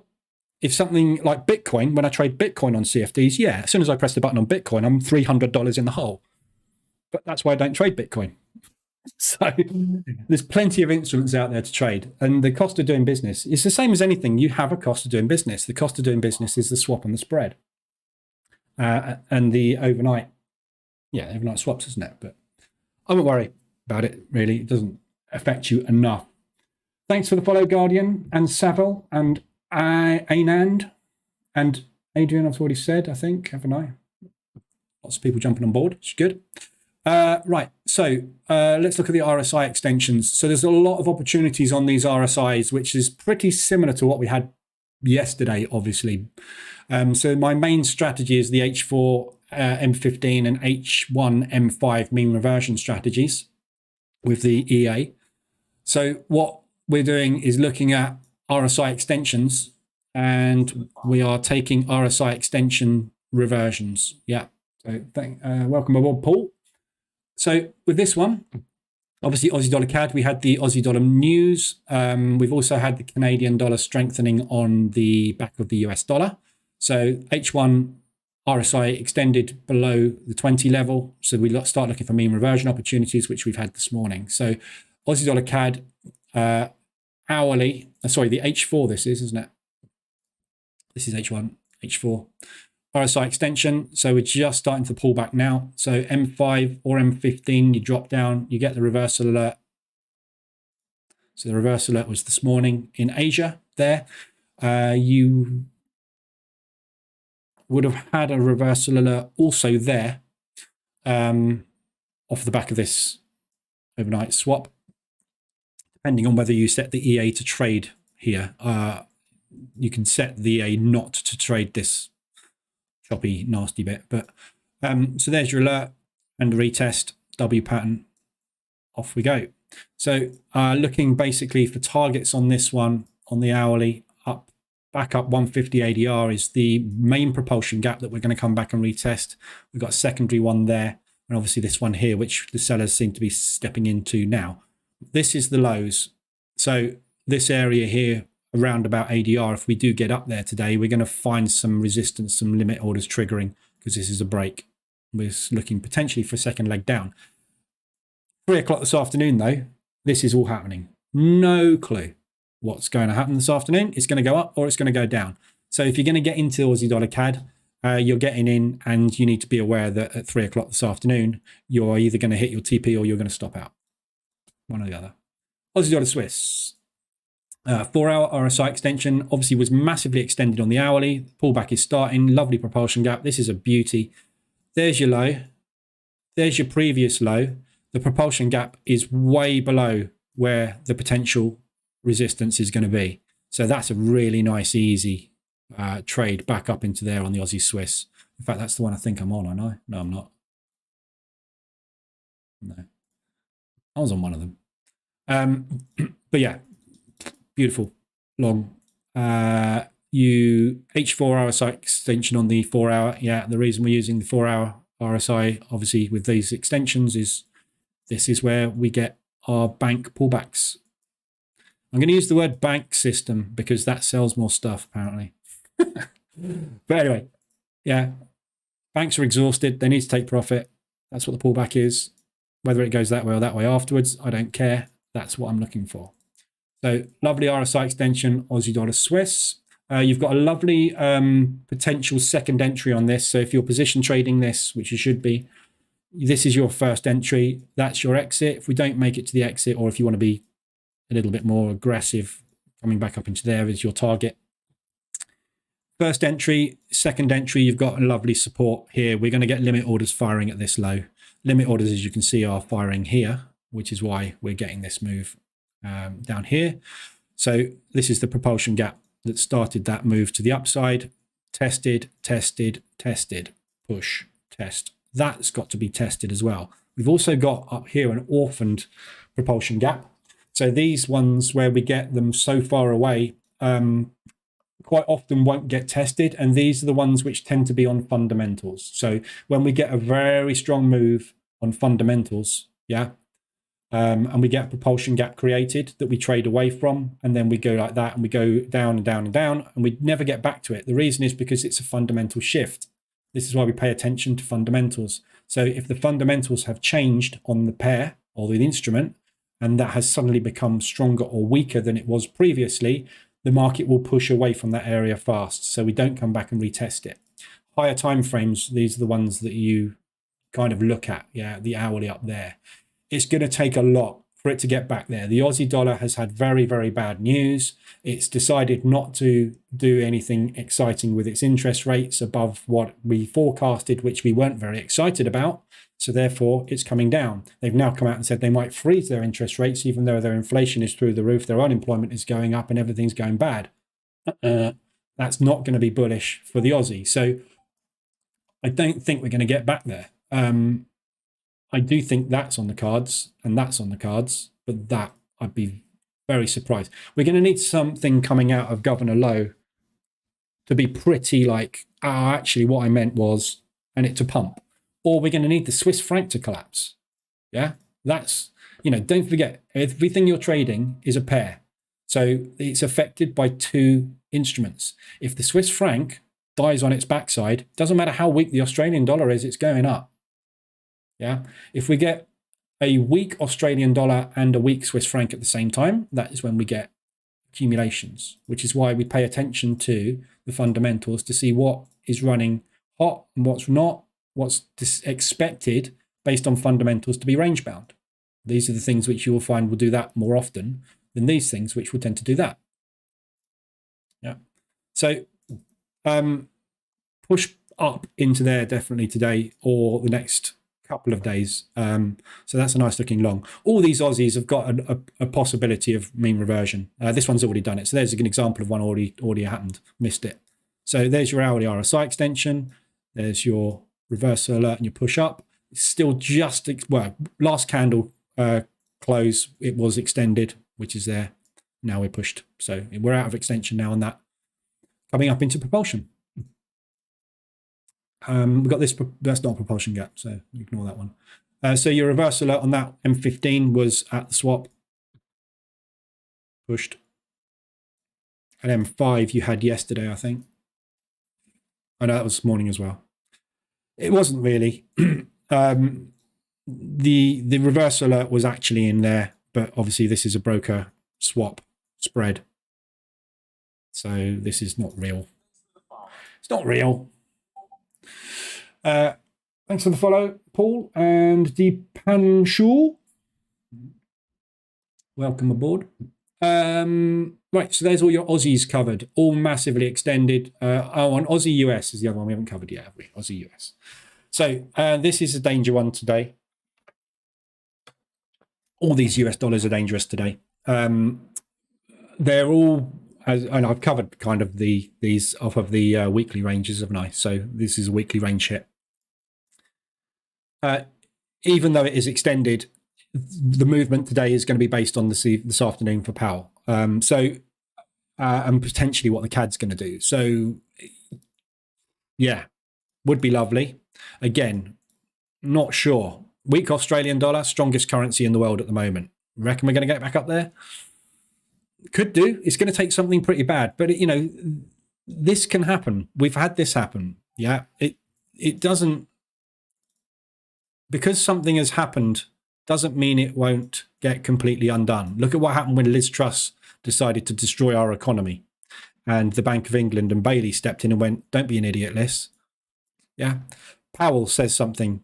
And then the rest of the board go, did you really say that yesterday? You shouldn't really have said that. Oh, right. Should I come and undo it today? Yeah, I would.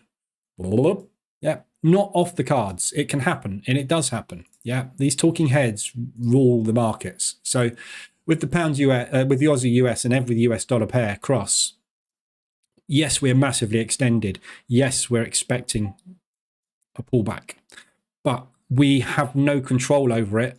If it was normal market structure and there was no news today, I would say long that to death.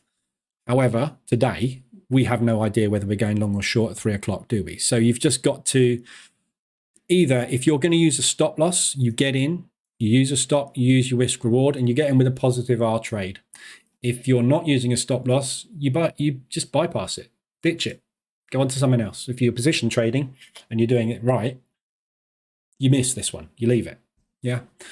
Aussie US, look at the bias on the scorecard. Yeah.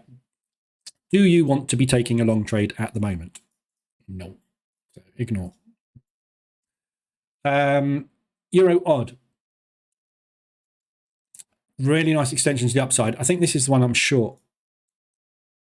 Yeah, I'm short Euro odd at the moment. I'm also short Euro CAD. So I like this. Obviously, the reason you can see why I took the trade. RSI extension on the hourly. This is a 4-hour RSI extension still as well. Outside the 80, absolutely beautiful. It's a pullback, always is.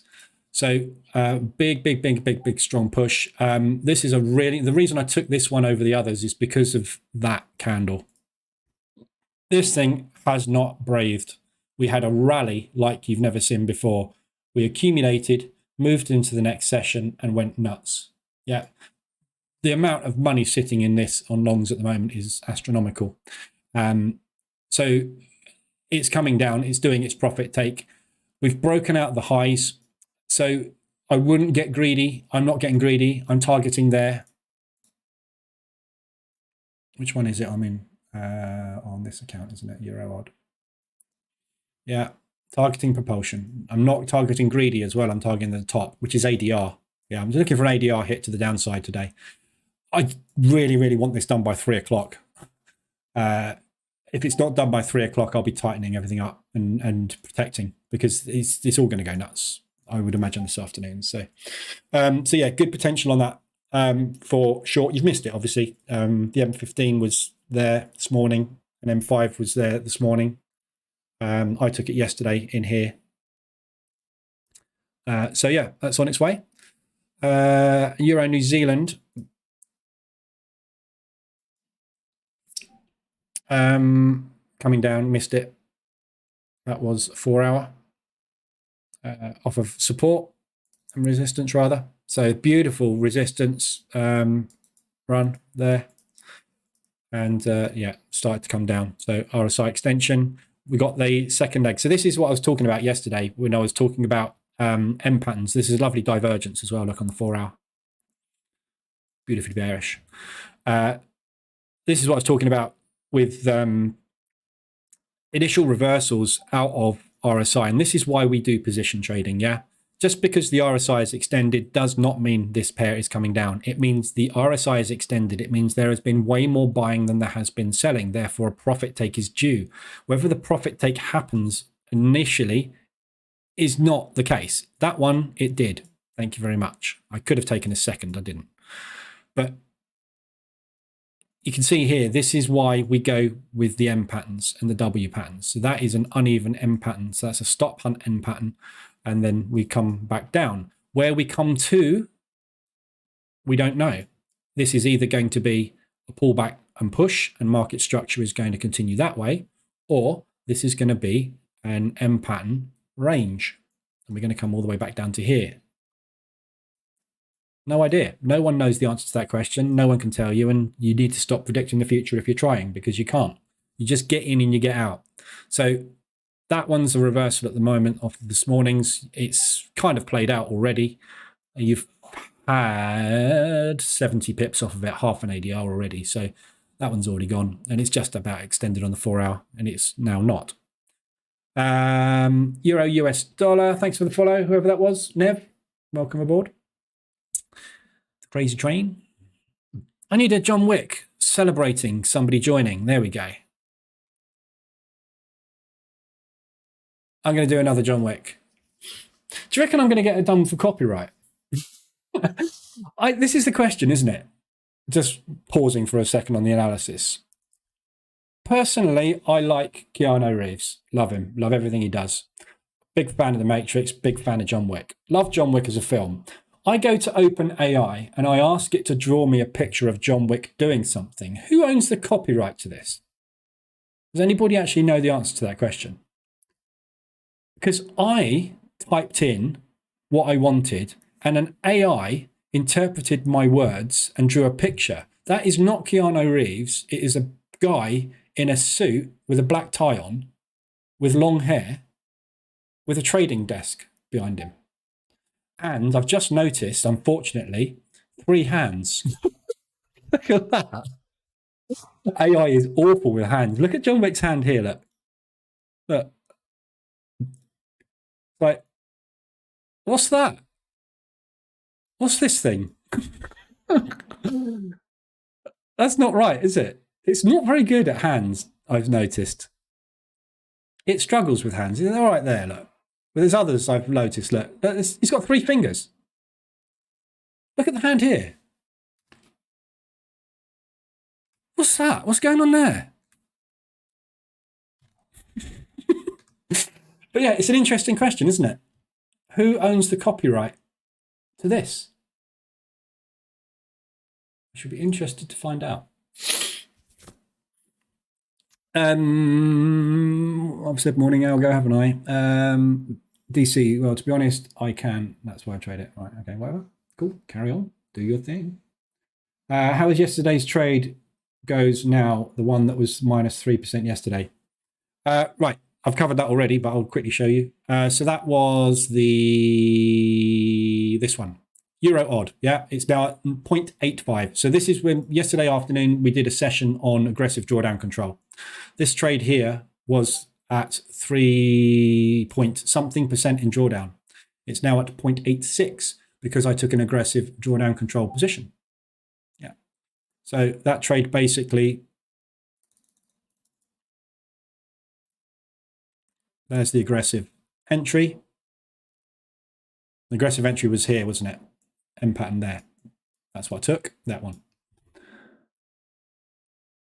Yeah, so pretty much coming down. So I should be getting out there, and then I can do aggressive drawdown control on the lower positions. In fact, what I might do, I might do a quick recording of this, and I'll tag it onto the end of the aggressive drawdown control video that I'm going to post onto YouTube, which is what we recorded yesterday. The outcome. Yeah, so it's a complete cycle, isn't it? I analyzed this live, I took the trade live, and it's playing out live. So you can't get a much better example than that, can you? I picked a random pair that I was in drawdown on, and I did aggressive drawdown control, and I'm getting out. So that's good. But yeah, it's working well. Is the answer to your question. How to know it is a pullback, Yemen? As Algo's just said, go and watch the bootcamp on the website. There's links coming up constantly in the chat to the website. Go and watch the bootcamp in the free training section. You don't know if it's a pullback. It's the honest answer. No one knows. Yeah. So when market structure happens, you get a move down. Price pulls back. Yeah. At this point here, no one in the universe knows whether this is a pullback or a reversal. Yeah. A pullback is that. A reversal is that. Yeah. At that point there is no one that can tell you the answer to that question, because there is no one in this world that controls the outcome of the next X candles and the direction of them. Yeah. There's 10 banks that drive the FX market, and they decide where it goes based on the order execution that they placed. And even they don't know where it's going because they don't know what the other 9 are doing, do they? There's 10 big banks, but there's lots of other banks, and there's lots of other institutions, obviously, prop firms and speculative firms and pension funds and hedge funds, all sorts of people play in the market. But at the end of the day, there's 10 banks that execute 90% of the transactions. When you get to here, it's going to do one of those two things. Your decision is, at that point, which way I go. And you have a 50-50 chance of that working out. What I teach in the position trading bootcamp and the way that I trade is that when we get to that point, I get in one of those directions. And then after the trade has been executed, I'm either right and I get out, or I'm temporarily wrong and I get in again and wait to be right, and then I get out. So I just get out with a profit all the time, because I don't have any control when that pulls back into this propulsion gap. I have no control over whether it's going to go that way or that way. I need to make a decision. There's lots of things I can use to make a decision, like moving averages. I can use scorecarding, fundamentals. I can use sentiment of retail traders and trade against that. There's all sorts of things I can do and use to make my decision. But at the end of the day, when that pulls back to there, if I go short and it goes long, I'm going to go into drawdown. So what I will do is I will go short again and wait for it to come back down, and then I will exit 2 positions with a profit. If it continues to go against me further, I will look for another area to go short, and I will wait for it to come back down from that area and exit with a profit on all 3 of the positions. It's called position trading. Yeah. And the reason I do that, and the reason I trade that way, is because that's how the banks operate. And also, there is no crystal ball or indicator in the world that is a holy grail that can tell you which direction this is going. Lots of people create indicators, call them the XXX predictive algorithm. Predicting what? How can you predict the future of a random event controlled by a random number of algorithms in 10 banks? Not possible. So whether it's a pullback, and I'm not sure which pair I was looking at when you were saying that, but whether it's a pullback or not, I don't know. I haven't got a clue. If you ask me which direction something's going in now, I'm just going to tell you it's going to either go up or down, and it's going to move through time, because those are the only 3 constants we know. We don't know anything else. Thanks for the follow, whoever that was. Oh my God, I can't say your name. Sorry. Can't say your name. There's a lot of letters, and they're back to front. There's a back to front R and something that looks like an X, but is also a K. But welcome aboard. Why can't it translate that? Sorry, it's obviously Russian or Ukrainian or Slovak. I don't know. But welcome aboard anyway. Where do you trade Euro New Zealand? Where do you trade in Euro New Zealand? Euro New Zealand? Wait, God. Funnily enough, that's what we're about to look at. Oh no, we just looked at that. Sorry. Oh right, yeah. So Euro New Zealand, reversal alert. Look. Your entry was on the 6th. Back here. That was your initial entry. in there. You would have got a reversal alert in there. Yeah, it pulled back, you got out there. If you didn't get out there, you got in here and you're short now. Yeah.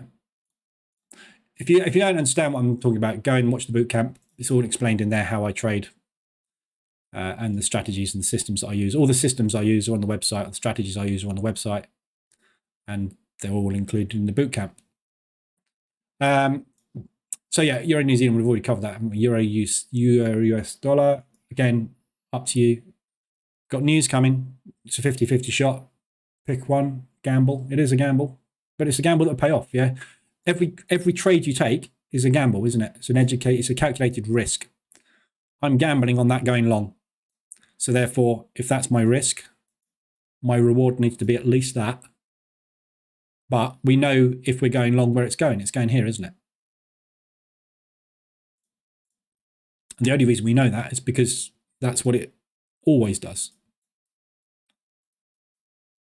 Yeah, it's just what it does. That's the law of trading. It's just, that's what it does all the time. Every now and again, we tested it, but we get one that we don't actually close, but we test it usually, don't we? So worst case scenario, if it's going to leave that in place, it's probably going to test it before it drops. Pound Swiss ADR on the 4. Sorry, RSI on the 4 hour. This is the retest of this propulsion. Yeah, so we're buying this up now very nicely. Look who's entered the building. Got it on the wrong one. Mr. Week. So yeah, John Wick.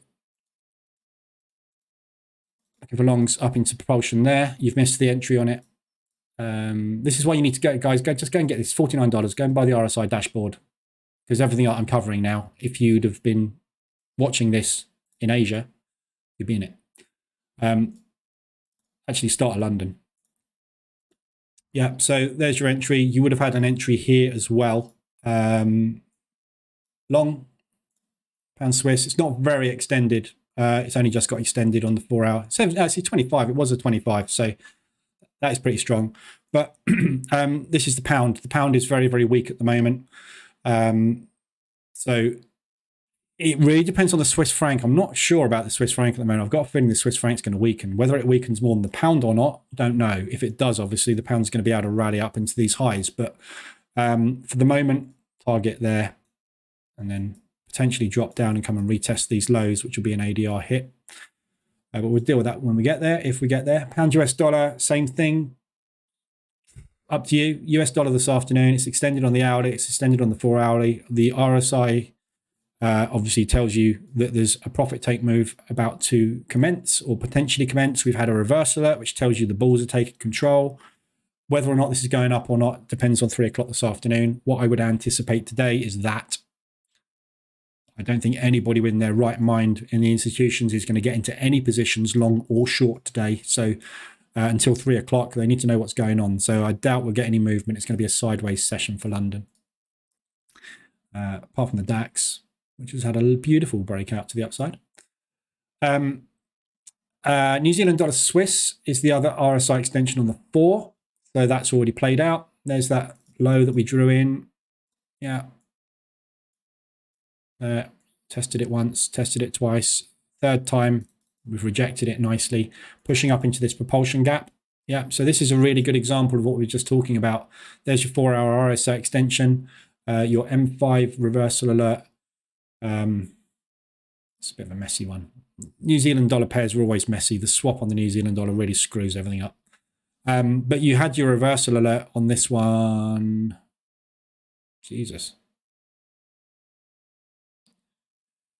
Yeah, I mean, it would have got you in here somewhere on the New Zealand dollar Swiss.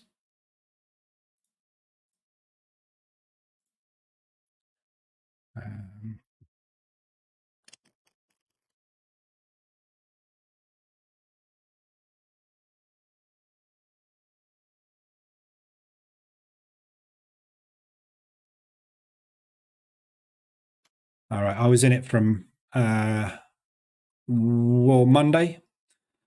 So yeah, there's an entry on Monday. So depending on how you have your settings on the EA, I mean, I was in it here, and the reverse alert that we got here was too close to that one. It's not more than half an ADR, 27 pips from there.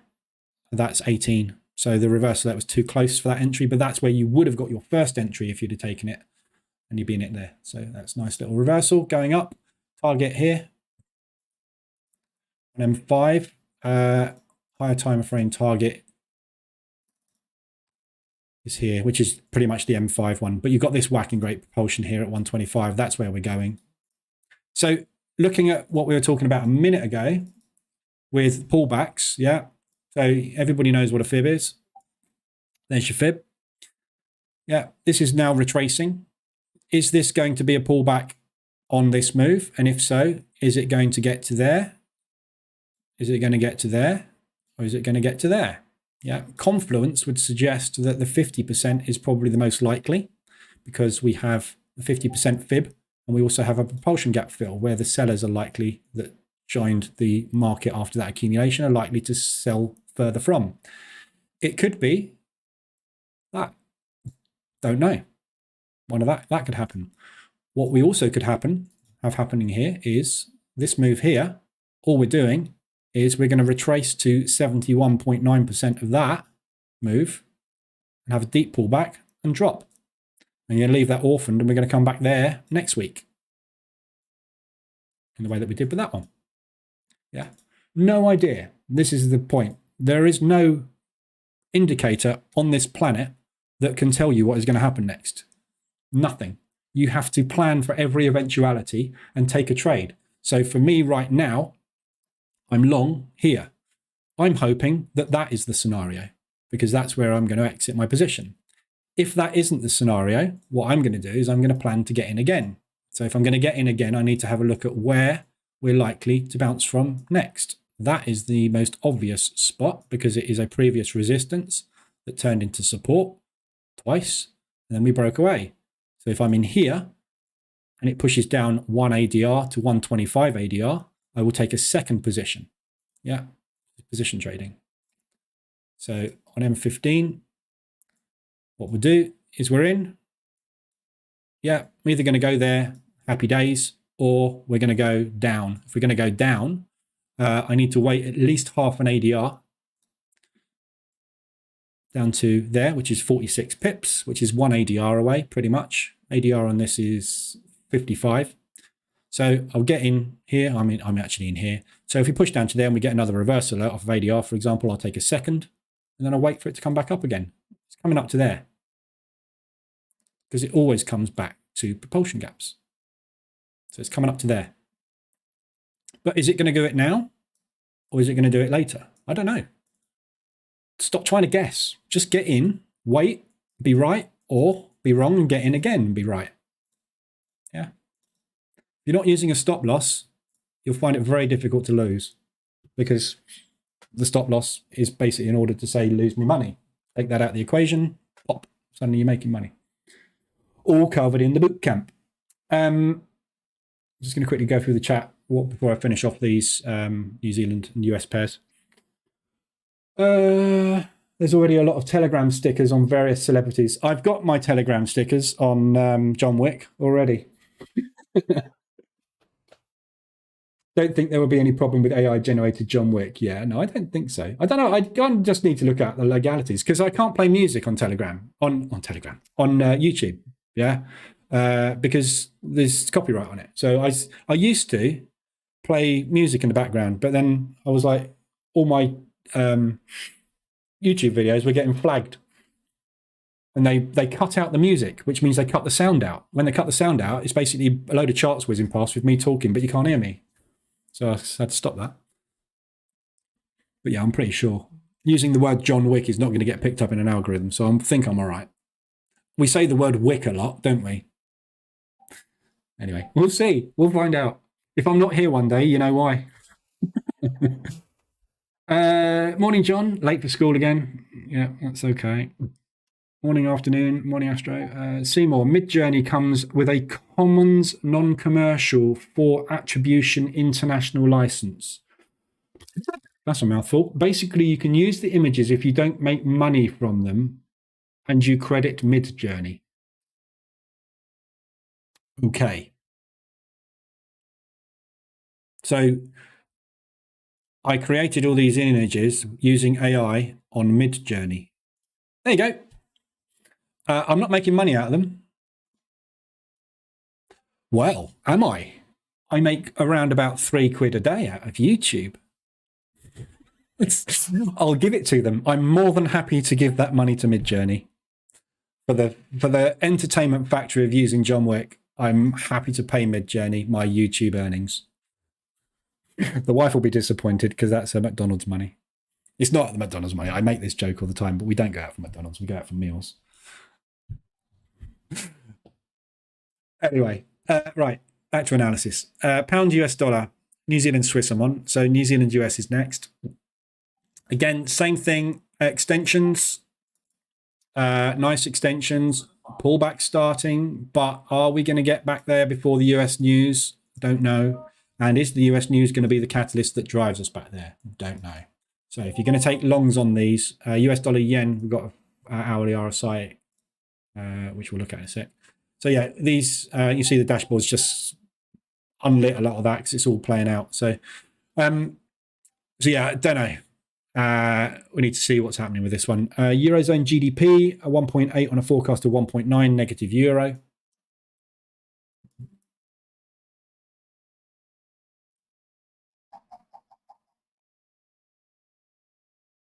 Rise quarter on quarter, 0 on a 0. Okay, so again, 0 quarterly GDP. That's all on the website. All this data is on the website under the euro. Look.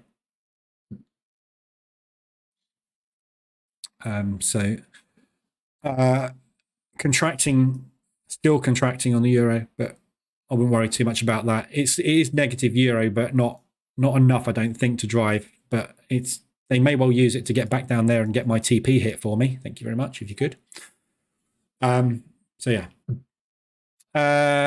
So that's euro. Sorry, what was I looking at? New Zealand US, wasn't I? So yeah, just be careful with these, obviously, today.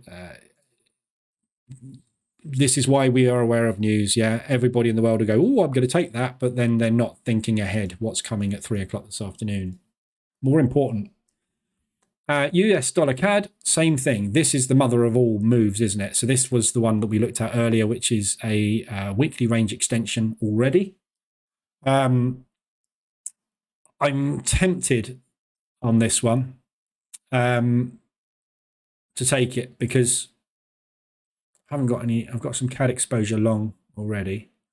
So looking at exposure, yeah, if I go short now here, what I'm doing is I'm adding a US dollar long and I'm adding a CAD, sorry, short here. I'm adding a US dollar short and I'm adding another CAD long. So I'm double exposing myself on the CAD. If we get Canadian dollar negative interest rate news, this is going to fly. Both of those positions immediately go to stop. So double exposure. So this is why we use exposure and we use the dashboard to tell us what the exposure is, because I'm thinking now I don't want to get short US dollar CAD. However, I can get short. No, I can't because I'm already exposed. And US dollar CAD there. I've got double exposure on the CAD. I'm going to win this afternoon on the CAD regardless. So yeah, I can't really take this myself, but this is one we'll probably look at this afternoon. This is the one to look at 3 o'clock. This thing, you can see it's contracting very, very tight at the moment in London. We are not interested. Yeah, we're an inside range on Asia at the minute. So we're not interested in going anywhere because we've got no idea where this is going. And this is going to be the one that has the potential for the most explosive move today, but it will need one news event to be the opposite direction of the other. If we get positive moves from Powell and we get the interest rate as expected, which the market finds as bullish, which it probably will, what we're going to get is just a fight like that, which is a whipsaw, which is why news trading very rarely works on a straddle, because you get a whipsaw and you just get taken out in both directions and then it will go in one or the other. But by then it's too late. You're out, dead. So careful with this. However, from a risk reward perspective, beautiful. Let me just, if I put the calculator on, let's get rid of that for a minute. It's just US dollar CAD, isn't it? So if we go with the sell on this right now on the hourly, where you are now with a stop, give it a bit of room in case it just does a little whip, stop run and then drops again. So a 2-hour return is there, easy, no problem. If it's coming down, it's coming into this propulsion, isn't it? We know we've got multiple propulsion gaps to target down here, these two. Yeah. So if it's coming down, that's a 3-to-1, that's a 4-to-1. So that's a 4R trade. Yeah. If you're trading prop or you're on an evaluation right now, if you take a 1.25% short on this instrument right now with a stop there this afternoon and a 4R return, that's an evaluation pass. Pretty much, isn't it? Yeah, this is how you got to think about prop. Got to run to their rules. Their rules are I've got to make 5%. How do I make 5%? I go in with 1.25. I've got 5% risk allocation. I'm only using one, a little bit of it. I'm using just over 20% of my entire risk allocation on prop with one trade. But that one trade based on a positive and negative result news event is a pass on evaluation. Yeah. People just get in and get out with strategies. You've got to think about how to get through these things. More analysis, more thinking. Wrong one. Right. What's looking at? US dollar CAD and US dollar yen. That's the new one. So that's a 4-hour RSI extension. Again, we are extended on the 4-hour. It's not a massive one. Again, this afternoon, it's difficult to know what's going on with the yen at the minute. We need to think about what's happening on Friday with all yen pairs. So if you get into any yen exposure, Friday you could well be completely offside it for a multiple week event. What comes out of Ueda will determine where we're going with the yen over the next 3 to 6 weeks. So I think this is going to be quite a big hitting one as well, because it's the first monetary policy statement with the new governor or governor-elect. And I think he might want to make a real statement on this. So we've had rumors, and you never get anything coming out of Japan that's solid, but we've had rumors that they're going to stop the rate and they are going to actually start to go positive this year. And we're in March now, so we're a third of the way into the year. If they are going to come off of this negative 0.1, which they've been on for years, that is going to rally the yen dramatically. So at any moment, with any news event you see on the yen, that could get dropped. And if that gets dropped, everything is coming crashing down hard. Which is why I'm, at the moment, even though I'm seeing big bull moves on certain yen pairs, I'm cautiously waiting for the next intervention move. Because that's what you're going to get. That's what's going to happen. Every time there's a yen intervention, yeah, that was the first yen intervention at the 150 level. That was the first intervention. That was the second intervention. So it's like slap across the face. Yeah, whatever. Slap across the face, bloody nose, got to go to hospital. All right. Slap again. I mean it. Right. All right. Sorry. Yeah. That's what the yen's power, that's the power that they have when they want to do it. Money flies into this as a safe haven when we're on a risk off. But it's all, at the moment, for the last few years since COVID, it's been a risk on, sorry. It's been a, we don't like the yen because the yen economy has been dropped. They've got the negative interest rate issue. They've been just flogging bonds and pumping their currency until the cows come home. I just get the feeling this year is the year it's all going to change and go back to pre-COVID when we were like, we love the yen. Yeah. So danger coming potentially on it, but when, don't know. So I'm just really reluctant to take any long positions. So any shorts I see that set up, I'm interested in. However, today, I'm not interested in that because it's just beautiful timing, isn't it? We've got the US dollar news. I'm very confident in that, and I'm very confident in that. but I'm not confident in it now. Maybe in a couple of weeks' time. Maybe today. Yeah, we had a 225 yesterday, didn't we? Why not a 225 today in the opposite direction? Who knows? We'll find out at 3 o'clock. Be here at 3 o'clock.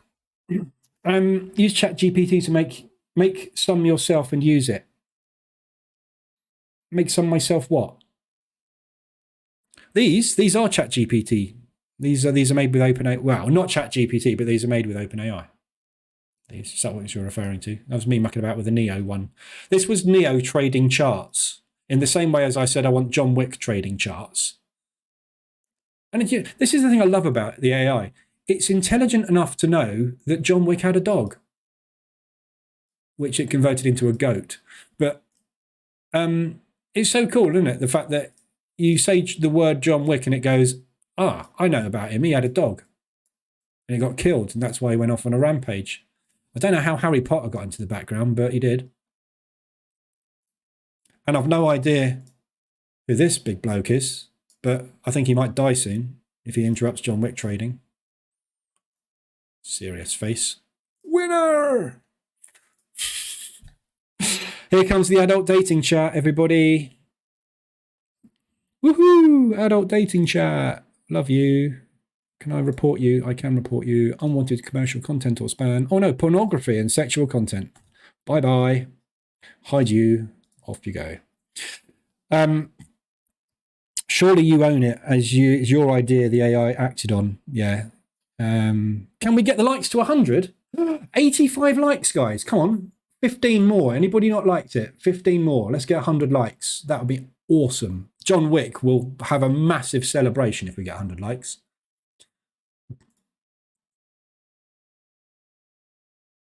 It's not moving. 87. Come on, let's do it. 100. We've got 103 people in here. We should be able to get there, shouldn't we? From your experience, on a day where there's news prior to the New York Open and 30 minutes after, are there opportunities for a successful ORB? No. So, yeah, I mean, this is something I would say this afternoon. Don't, up to you if you want to take it. But what we've got this afternoon is 1:30. We have, where am I? Wrong week. 1:30, 1:15, sorry. We've got the non-farm employment change. This sometimes does nothing. Quite often, actually, it does nothing. So we might just see a little bit of movement. Yeah. This is before the open. So if we get a massive move off of that, what you're doing is then you've exhausted your equity at the open. So the open tends to be like that. Something like that. We had it on the DAX yesterday, yeah? Look at the DAX yesterday. It's a good example. Wrong one. Period separators on. I don't know where anything is. Yeah, so if we look at the DAX yesterday, 10 o'clock.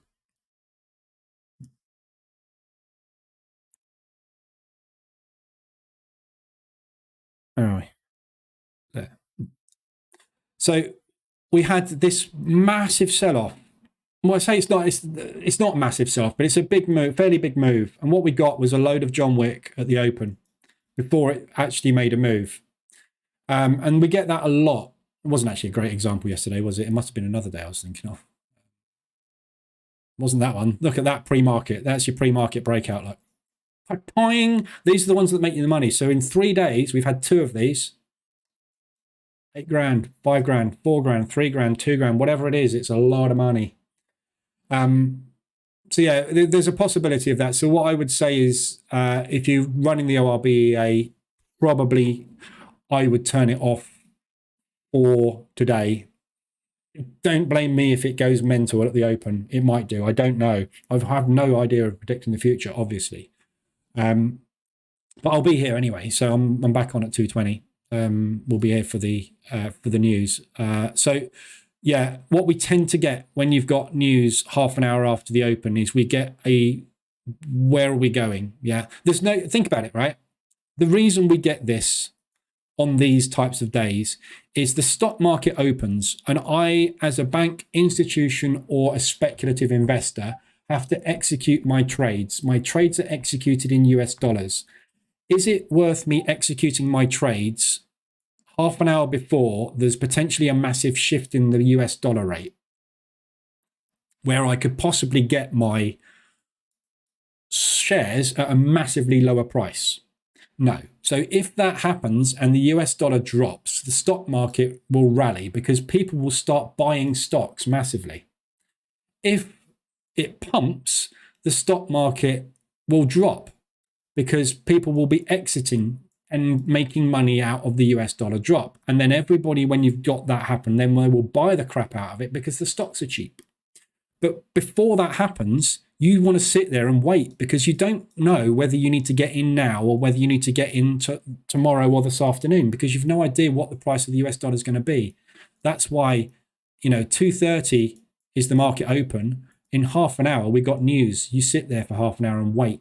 But the initial cash balance will still go in. So there will be initial cash balance executions that need to be done by the traders for their customers. Their customers don't give a monkeys about whether they get the price because they're not speculative buys. I'm buying to hold.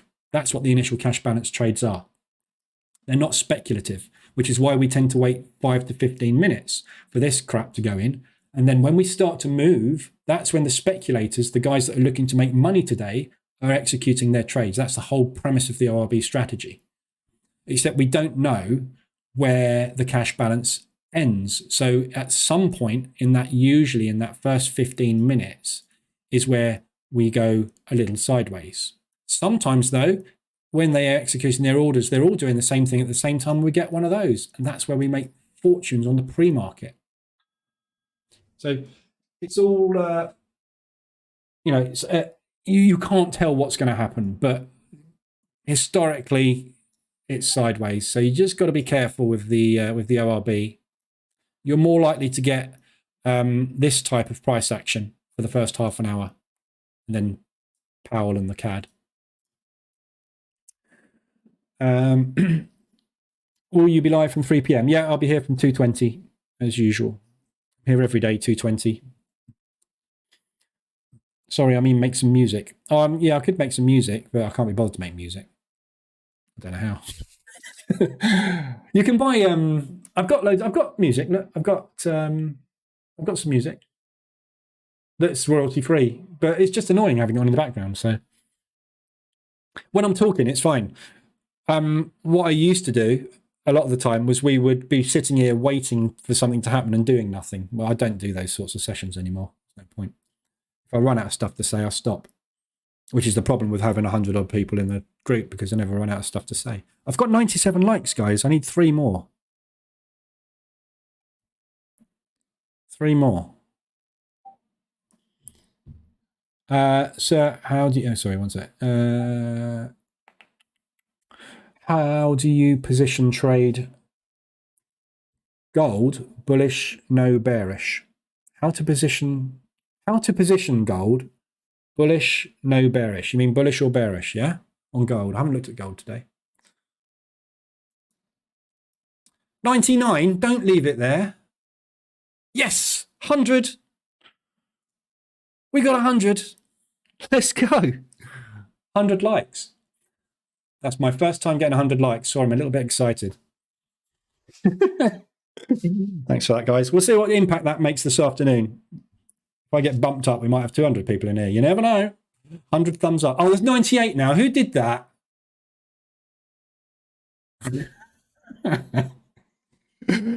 They're giving it thumbs down now, aren't they, to drive it down? Don't do that. Right, gold. So I don't trade gold personally. Myself, because it's too erratic. For position trading, it's a very difficult instrument to trade. It is, however, a US dollar cross. So what your focus should be when you're trading gold is the US dollar, because you are literally trading the opposite for the US dollar. In the same way as when you are trading the pound US dollar, you are trading the opposite of the US dollar. The US dollar rallies, the pound drops. The US dollar rallies, gold drops, right? But the movement on gold is either magnified or contracted, dependent on how in demand gold is at the time. And it has its own movement. You will see gold suddenly fly off for no reason, what apparently is no reason, when the US dollar is doing nothing, flatlining. And this is why I don't trade it, because it has erratic spikes. That's FOMC, that is unemployment, I can understand. You get these big, strong drops and spikes and moves, which aren't news related a lot of the time. And when you're a position trader, I'm looking for order and repeatability. Look at that RSI extension. Yeah, we don't get RSI extensions down that level that often. Yeah, this was a 4 on the 15-minute chart. It's not often we get down to those sorts of levels. So these moves can be erratic. But with gold at the moment, you want to be selling it. You want to be looking for opportunities to sell. So you want to be getting in on RSI extensions to the upside. So there was your sell. I was in this, right? I traded this yesterday. Yeah, I got into gold yesterday. I don't trade it normally. The only reason I trade, I'm just watching this because I'm getting close to passing this validation with Fiddlecrest. The reason I traded gold yesterday was because where the hell is... How'd you get to the trades? I don't use MT5. I hate MT5.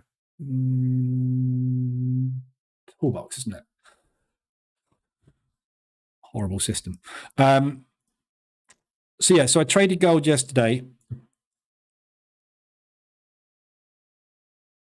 Why is it not plotting my... Oh, it's plotting my trade. It's because I've got candles in the foreground. Let me just change that.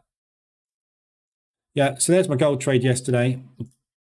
So the reason I got into this was because RSI was extended on the hourly. Yeah, up here. So I was looking for an opportunity to get in, and then we got an hour. Sorry, this was a 4-hourly extension, not an hourly. This was a 4-hourly extension yesterday. So I was looking for an opportunity on gold, and it started to come down, and it broke the lows of Asia. So I just got in short, and the reason I got in short was a pure speculative trade. I was expecting and hoping that Powell would pump the market. And I said in there yesterday, I don't trade gold, but if Powell pumps it, it's going to fly. And it did. Yeah, so it was coming down and I sold it. And it was almost at ADR when I sold it.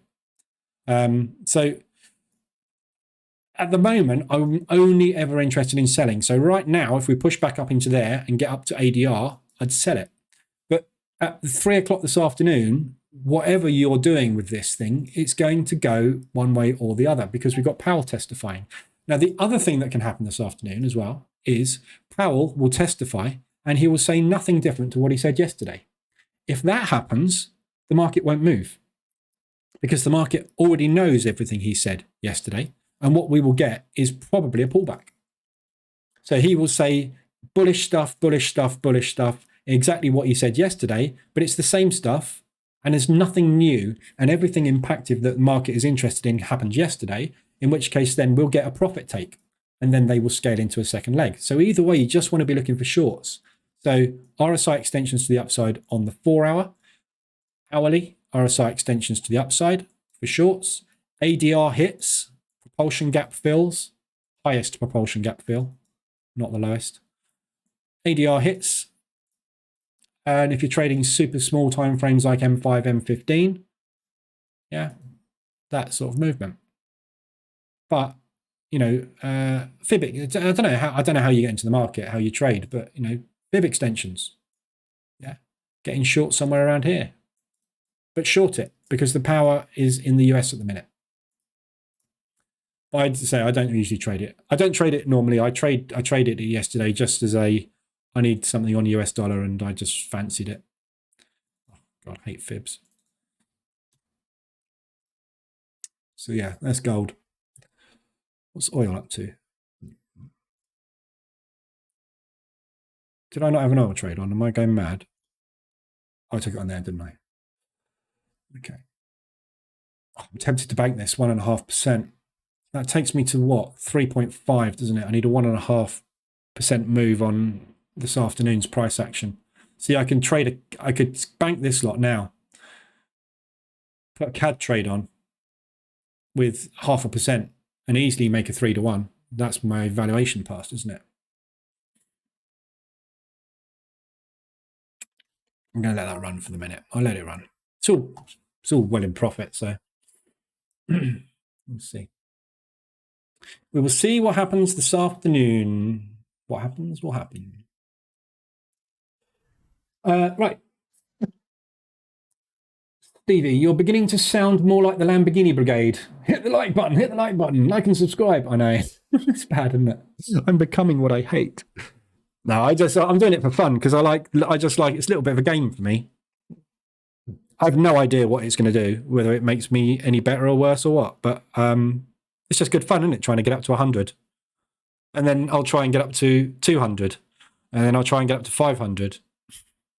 God, can you imagine having 500 people in here? I'd never stop streaming, would I? I'd just keep talking until people shut up, then I go. My wife said to me the other day, she said, you do realise, basically, you go into your office at 7:30 in the morning, you come out at about 11:30 or 11:45 and have lunch, say hello to me, go back in, do some work, start streaming again at 2:20, and then you come out for dinner? And then I fall asleep on the sofa at 9. So literally my life is now changed to full-time streaming. Well, I don't get paid for it. Weird, isn't it? I'm doing a job. Well, it's not my job. It's just, you know, it's bizarre though. I'm spending more time streaming than I am doing anything at the minute. But hey, is what it is. How long does it take for you to know all this stuff? It's all too fancy for me. 4 years, 5 years, 2 years, 10 years, no idea. There's no amount of time. If you want to know, is it Sadia? Go to the website, and there's a page on here which has got 5 steps to becoming consistently profitable. There's a PDF on here, right? Which you can just download. You don't need to put your email address or anything. Just hit the button, download the PDF. These are the steps you go through as a trader. From step 1 to step 5 could be anything from 1.5 to 10 years, I reckon. And I don't think there's any way of pinpointing that. But the best way to say how long does this take is to identify where you are right now, yeah, and assume that every one of those steps is going to take a year. And if you're better than you think you are, you'll do it quicker. But the sooner you watch and absorb what's in this bootcamp, the quicker you will get to that stage, because this cuts out all the Lamborghini crap and basically explains to you how the markets really work and how you can really extract the money from the markets without using the psychological approaches everybody else does that makes you fail. And if you can do this from day one and understand it from day one, then you will be a lot faster. But there is no time. There's no do a qualification, pass in 3 years, and like a doctor takes 6 years to go through and get to become a junior doctor. Yeah, there's none of that. As long as it takes you. If you've got an economics degree and you watch the bootcamp and watch what I say about the banks and how the banks work, you'll suddenly go, well, yeah. And you'll start immediately on the right path. If you go off and spend your life system hopping, yeah, just running around buying every indicator and every EA that the Lamborghini crowd sells to you, it's going to take you a lot longer because you're just going to spend a shed load of cash and lose a load of money very quickly. But you won't know that. This video here I made years ago. If I'd have known what's in that video when I started and I'd actually paid attention to it, I would have cut a good half the time off of the time it took me to learn to trade. Because everybody I spoke to after watching that video, I would have been cautious about. And that video there as well.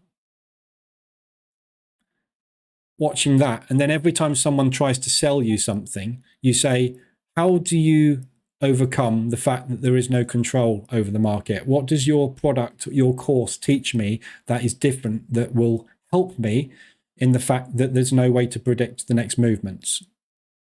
And as soon as you get that blank answer, you walk away and you will not buy any of those courses or any of those products. Yeah. But there's no time limit on this. It takes as long as it takes. How many hours have you got? I was very lucky when I was learning to trade in that I had other jobs that I could work from home and do.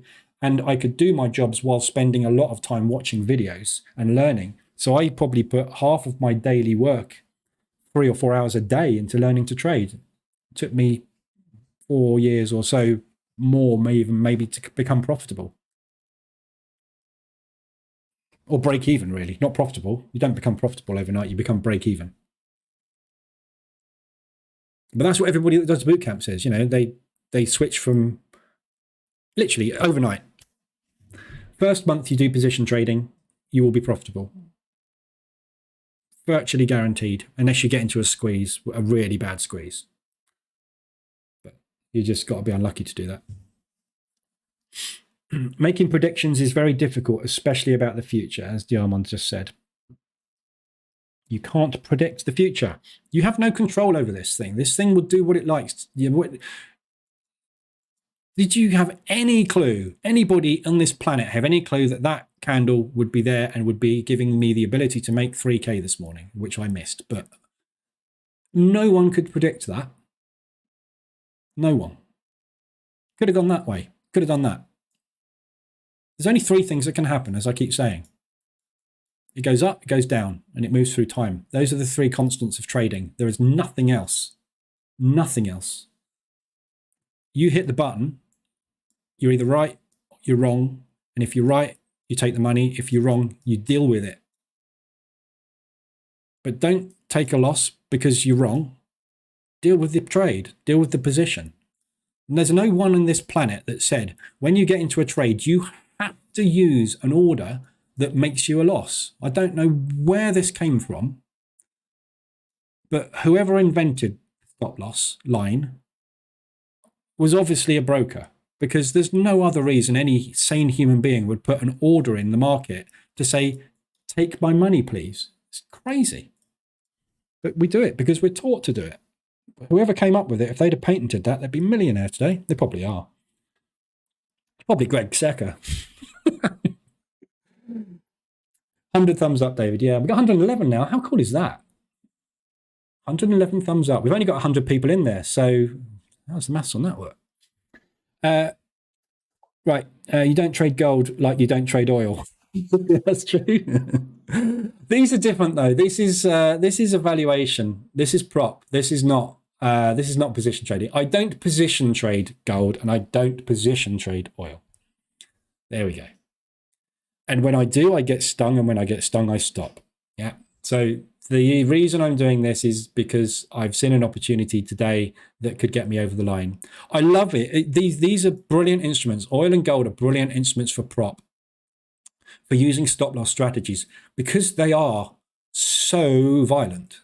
Yeah. I'm long on oil now, right? With a propulsion target. Look at the short on oil. You would have been on there yesterday, right? I'm basically doing the opposite to yesterday's trade. That thing just came down, and within 8 hours, you're out. Yeah, and that's why I like it, but it doesn't work for position trading because it's too nutty. Too nutty for position trading.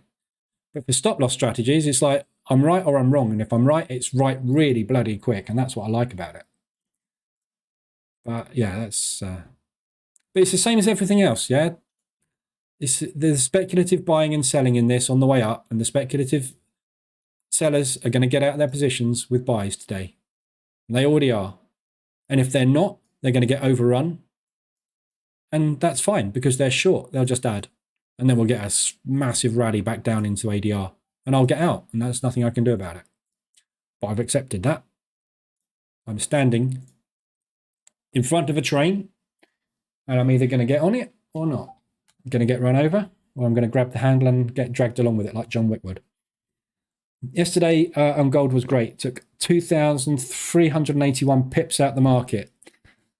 Very nice. That sounds impressive, doesn't it? But that's why we don't use pips. Because that means nothing, does it? What was your percentage gain on that 2,000 whatever pips? See, mine made 230 pips. Look, mine couldn't make 2,000. 2,000 pips. That's oil. Idiot. Yeah, 2,000 pips. There you go. So that's, you got that move basically, as I did, but I only took a bit of it.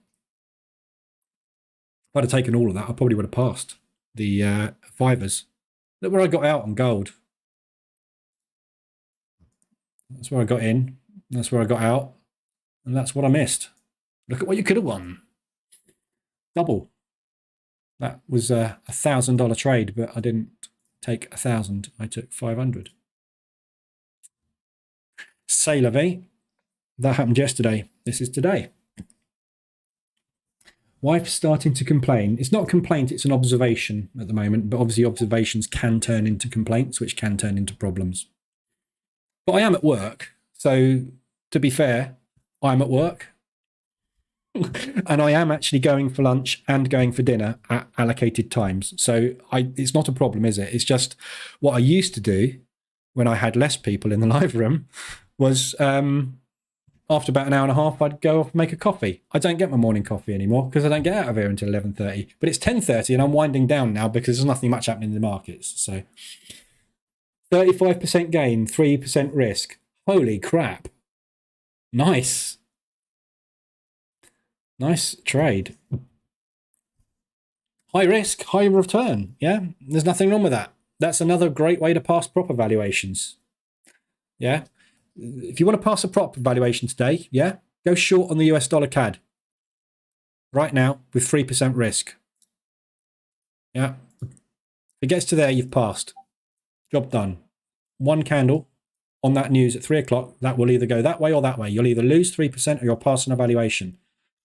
No problem whatsoever. Just when you get the account, scale it back. How are you showing 97? I can see 114. Yeah, no, I'm seeing 115 now. You're probably in a different part, David, to me on the stream. I watched this yesterday. I had the stream running in a separate window yesterday just so I could keep an eye on stuff. And I was way behind myself. I was watching the stream and I was like, geez, I was talking about that 10 minutes ago. So you never know how live you are. I mean, obviously you can see candles. So, you know, right now it's 12:35, which means it's 10:35. Yeah. So if you're watching this and your chart is saying 10:20, you know, you're 15 minutes behind the stream. I should have a little clock up, shouldn't I, somewhere? But yeah, it's weird. You get a bit of lag sometimes. Some people join the stream and they never know. If you miss the start of the stream, you never know actually where you're starting, or whether you're starting at the beginning or whether it dumps you straight in. I don't know. It's weird. Position trade, not gold and oil because they are so volatile. What strategy would you recommend for oil and gold? I don't know. Anything. Everything works. RSI extensions, yeah? Just take RSI extensions. Any strategy works sometimes.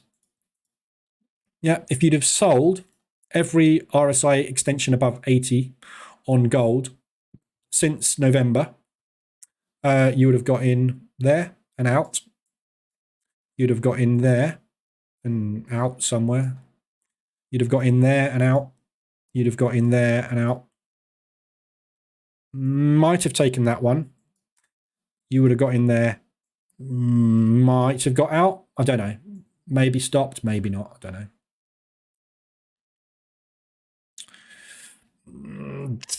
Tricky. Might have got in that. Might have. I would say possibly no, because that was FOMC. So I don't know. That one there, you'd have definitely got in and out. That one there, you would have got in.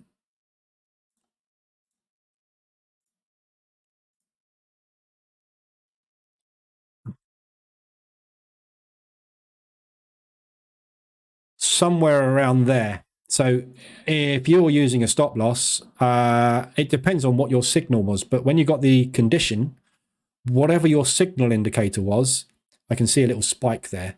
You probably would have been stopped out. So whether you took 1 or 2 trades on that would have been whether you won or not. But that I would say is probably a loss. And I'd say that's probably not a loss. That one there, you would have got that. Maybe stopped out. Depends whether you took a second entry or not. I don't know. Position trading, I would have definitely 100% made a profit, but I didn't because I wasn't. But probably made a little bit of profit there. It's a big move there. We're looking at the hourly chart. That's enough to make money. And right here, you are getting in now somewhere. So 1, 2, 3, 4, 5, no, 6, 7, no, maybe 8. Unknown. So 8 winners, 2 losses. There's a gold strategy. Go trade it.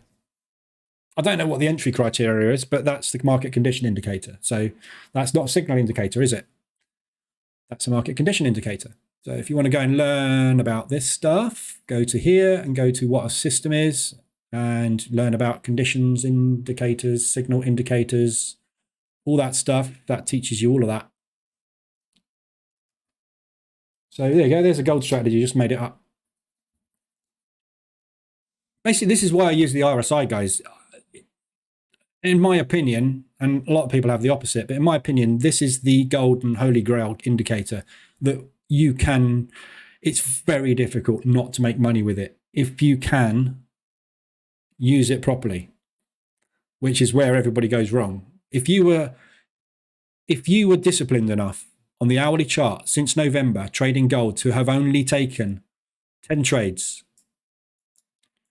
with 1% risk, yeah, you made an 8%, yeah, because you would have had a higher risk reward. You would have made somewhere in the region of 15 to 20% gain on your account in 3 months. It's not enough to live on.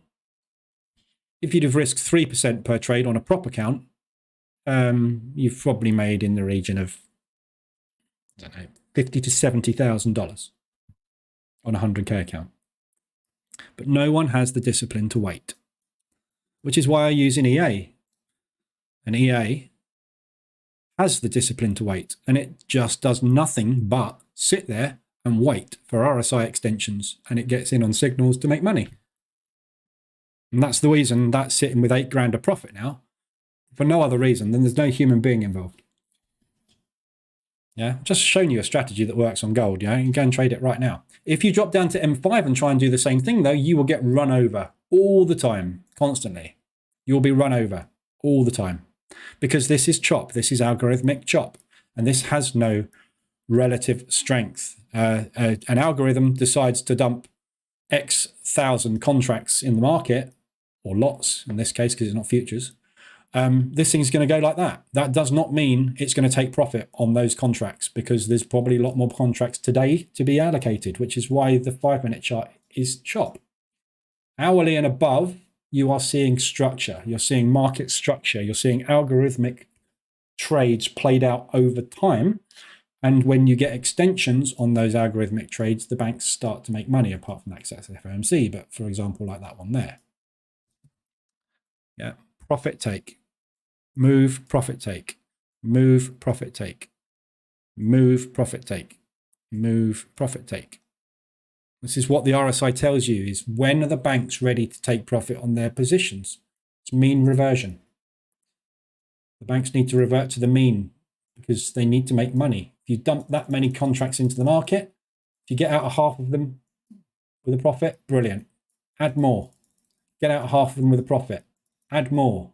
Market structure. It's the banks. That's how they make their money. That's why we see it. That's why we get in there. That's why we take mean reversions there, because we know what the banks are going to do.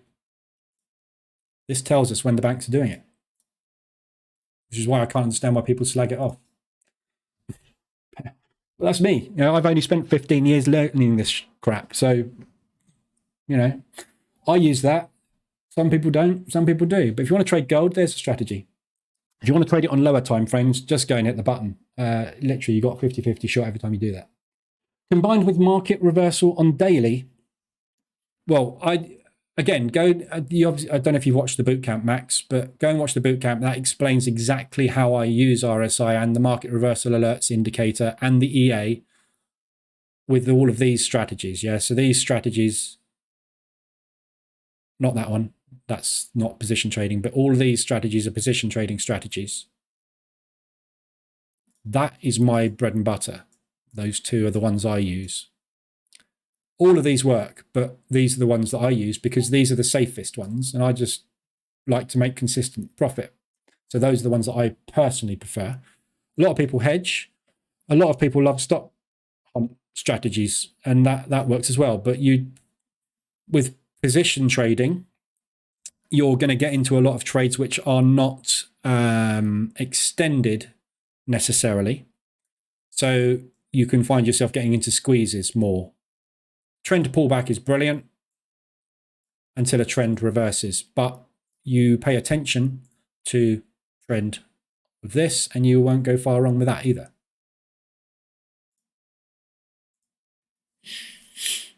Are you also a programmer? Yeah, I am a programmer by trade. That's what my day job was and still is to a certain. I still have a company that does web design, but I don't do it anymore. So I'm a programmer. Yeah, my trade, if you like, before I became a trader was programming.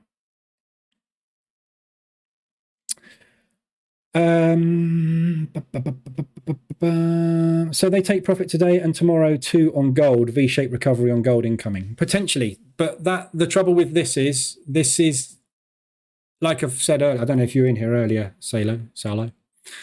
There's three outcomes today from this. One is the V-shaped recovery, which is basically reliant on Powell undoing yesterday. Maybe I was a little bit too hawkish yesterday. Let's calm it down a bit, boys. Yeah. Or Powell going, what I said yesterday, yeah, that was a worst case scenario. Best case scenario is this. Boom. And that happens. So if that happens, what we'd be looking at is a bigger V-shaped recovery. Because if they add to their shorts, they're going to have to get out twice as fast. That's elastic band theory, which is again covered in the Bootcamp.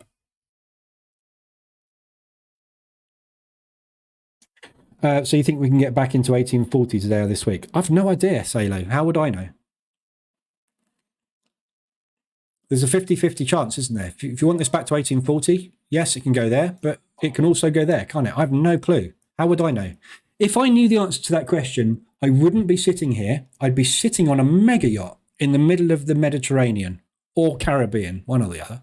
Because if I knew this was going to 1840, I'd long it now with 10% of my account on a 500 million account, and I'd just make a load of cash. I don't know whether it's going because I don't have any control.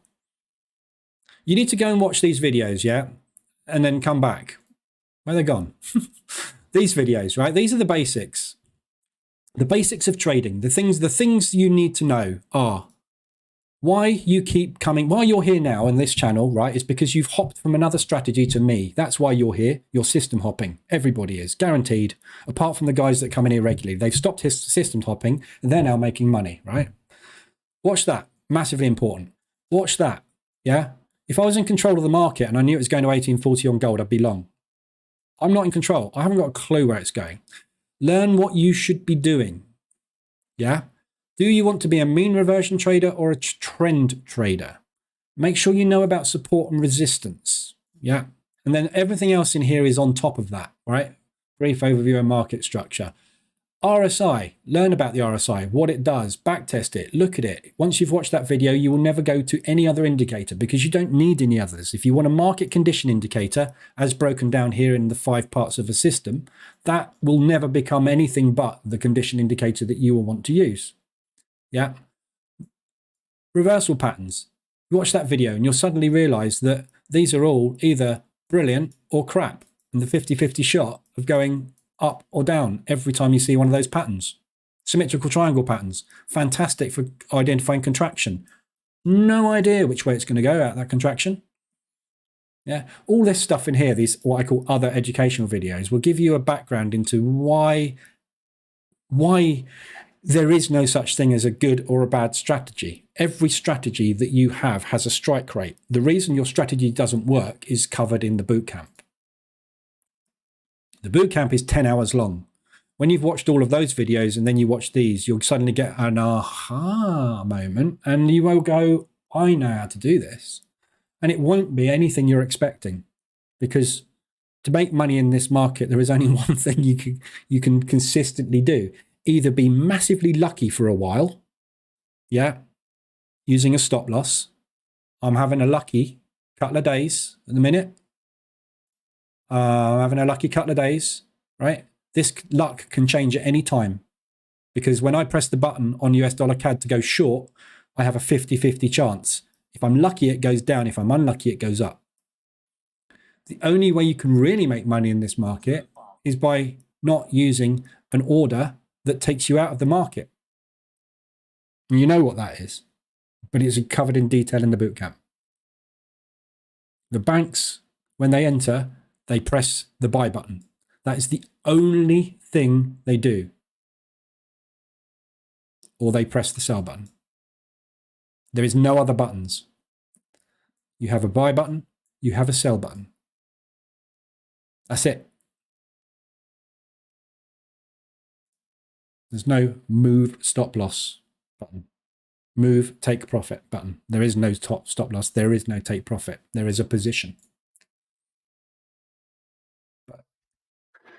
Is it possible to get historical retail sentiment data to test? Because on the website it is very slow. No.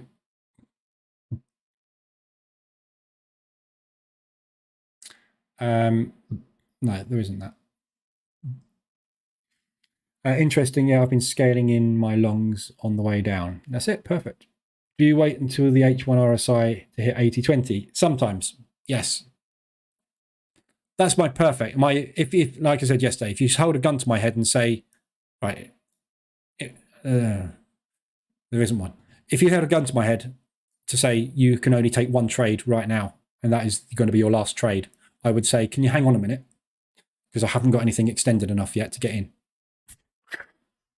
But I would possibly consider that or that. 75 is my love it. 70 is like, yeah, we're getting really, really extended. We could do that or that. 75 is, I'm really interested now. If we've come down parabolic, there's a high probability. 80 is, I'm just getting in. If you get to 80, this thing's coming back. Unless there has been a fundamental shift in news. I do not know the answer after that. If you get to 80 on a fundamental shift, there's nothing that can stop this, yeah? This is a freight train. And Powell will decide whether or not he slams through this station or we all get off. No idea. Again, comes back to that video, yeah? All comes back to this one video, which is crap. And I really have got to redo it. It's the worst cover as well, isn't it? When you accept that, you will become profitable. And that video is really short. It's only 9 minutes long. Oh my God, my voice. Awful. Anyway, what is your setting for the RSI? I use a 14 median at the moment. Oh, why can't I click on my RSI? 14 median. But I mean, use a close if you want. Doesn't make it. Look, watch this. Changing from 14 median to 14 close. Hardly any difference. Doesn't matter. If it's extended, it's extended. If it's not, it's not. It will obviously make a difference to the alerts you get on the dashboard. Every now and again, you might get one that's there and it should have been there on a median, or it you know, doesn't matter. Doesn't matter. All we're looking for is that thing to have gone too fast in one direction. Yeah, it's gone too fast in one direction. They need to take profit. If they don't take profit there and it goes too fast in one direction, again, we know they're double exposed and they need to take profit in a minute. In, out.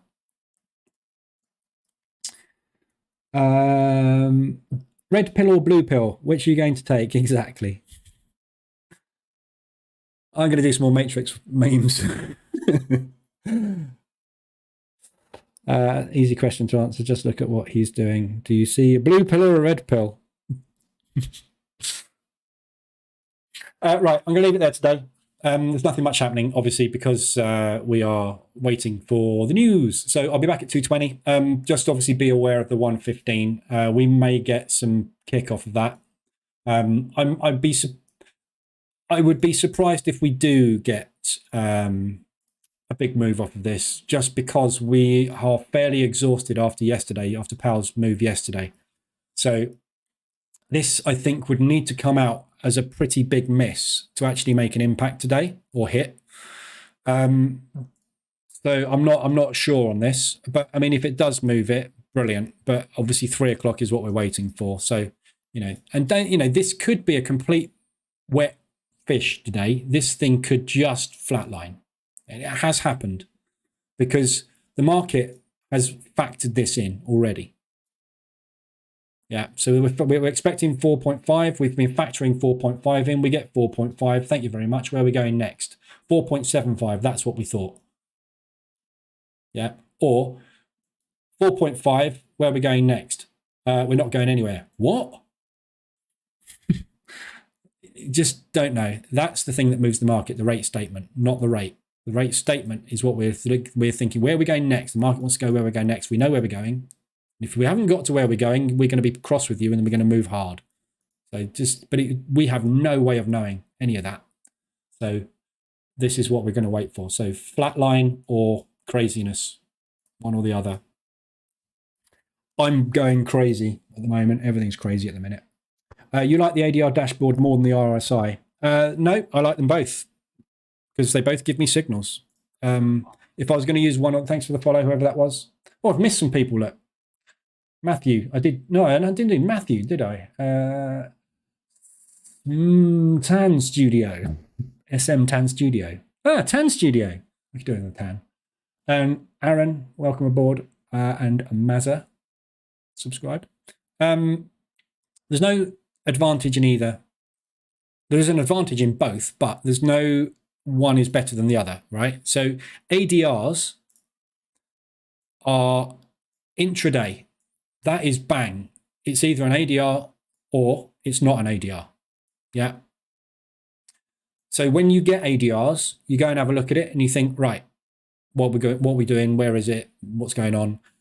When you get an ADR, 99% of the time, when you get an ADR hit, you will also have a 1 hour RSI extension. Because to hit ADR, we need to be going strong in one direction for a sustained period of time. That will move the relative strength index for that particular cross into an RSI extension. So the RSI extension will often be lit up when you get an ADR as well. There's no advantage. There's not a lot of difference. The 4 hour, however, you won't get extended necessarily on there because to actually get there is actually fairly quick. On a 4 hour, obviously, the movement is an awful lot slower. So if we get an ADR hit to the upside today, it's got to get to there. What that will do to the RSI is probably something like that. So you won't get an H4 RSI extension. But if we do that, and that, and that, and then have a parabolic move, we'll be up here. And if that has happened, that's going to happen in all likelihood. Yeah. This is a good example of trading against fundamentals. 2 fundamentals positive for the US dollar, RSI extension. Don't take that. Don't take that. Don't take that. Take that. Why? Because we're expecting US dollar strength, so you short it. If you want to be careful, use the 24 moving average on the daily. That'll give you a really good indication of which way should we go. This is the institutional moving average for the month. So they both have different purposes, but it's all about finding opportunity. Yeah. Sorry, door's just gone. One sec.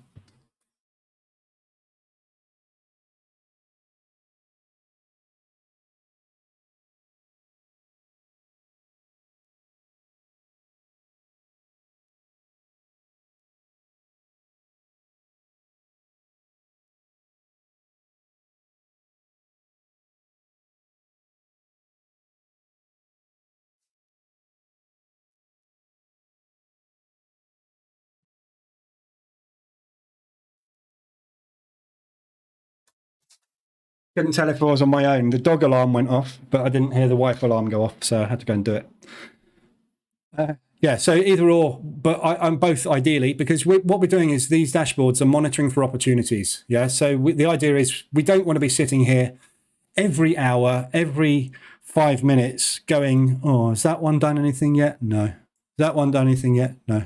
What about that one?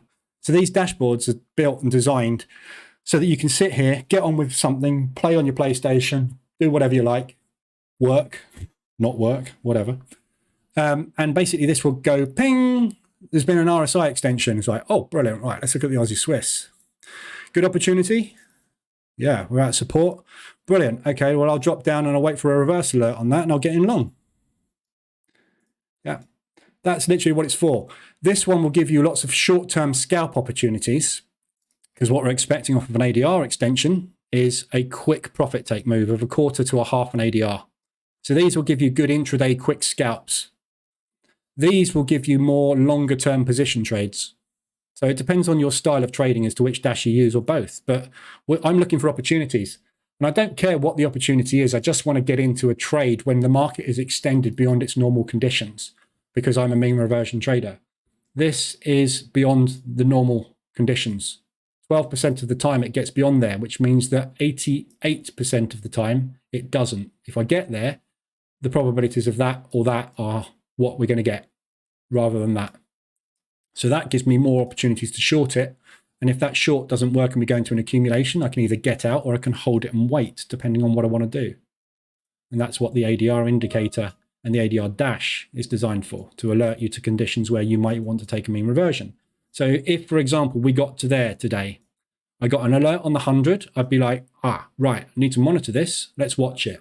And it goes like that, and it goes 125. I'm like, right, now I'm interested. Why? Because we're sitting in a propulsion gap. What we're expecting here? Sellers. Right, really interested. I'll watch this further. We drop down to M5. Yeah, and we're pushing up at 125.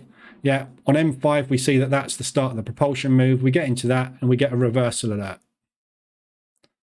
And then it retests that reversal alert. We get in short.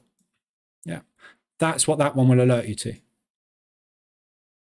But every now and again, if you were just using the RSI dash, when you get the hourly RSI extensions, which I've set up here, so this is hourlies, this is 4 hourlies. You can set it up however you like. It's all configurable. But so if we get an RSI on the hourly, quite a lot of the time we'll find we may well be at ADR. Sometimes we won't. If we've gone like that to get to RSI, we won't be an ADR. But both dashes give you different information. But both are, either or both. It's up to you how you monitor and how you get in. Those are the conditions. Again, going back to that video about strategies, your strategy has to have a market condition indicator which alerts you to the fact that there is a possible trade opportunity. Yeah. So that's what the condition indicator does. You then look for confluence. So I've got a condition which is an extension on RSI. Okay, brilliant. So are we close to an area of previous support and resistance where we're likely to find a change in direction? Yes, brilliant. Okay, have we got a propulsion gap or whatever? So then we've got confluence. Yeah, so there are more than one condition here telling me to take a trade. So I've had a push, a condition, and I've got something else that we know that happens in the past normally, which is a resistance bounce. So then I need at least an alert indicator. That should be confluence. That should be a condition, shouldn't it? Condition, confluence. We've got an alert indicator to say, right, looks like there's a change in direction. Get in. And that could be as simple as a price action candlestick. I will take a shooting star when I have an RSI extension in an area of confluence or propulsion gap. Or I will take a bearish engulfing candle. Or I will take a reversal alert. Whatever your signal is, you need a signal indicator. Yeah. And the other thing you need is a target. You can't enter a trade long if you've no idea where it's going. All you're doing is you're pressing a button and hoping it will go up. When do you get out? If you don't know where you're getting out, you can't get in. Yeah. That's where you get out. And the reason you get out there is because that's what the market does. This is a bad example. I'm just trying to find a better time frame to explain it. But all these propulsion gaps. Yeah. Market moves from propulsion to propulsion, because this is where the large institutional orders are placed. Yeah. So if you're getting into a trade and you haven't got a target, yeah, how can you take a trade? You can't. You don't know where it's going. How can you calculate risk reward if you've got no idea where your reward is going to be? You can't just get in and go, oh, I'll take a 3-to-1. Why on earth would you think it would get to you 3-to-1? That's ridiculous. That's like you're just flicking a coin and going, oh, I'll go 5-to-1. Why? You get in with a possible exit that is within reach. So in this case, like I said, I would either get out there or I would get out there. I've got 2 targets. That's an obvious resistance in the future.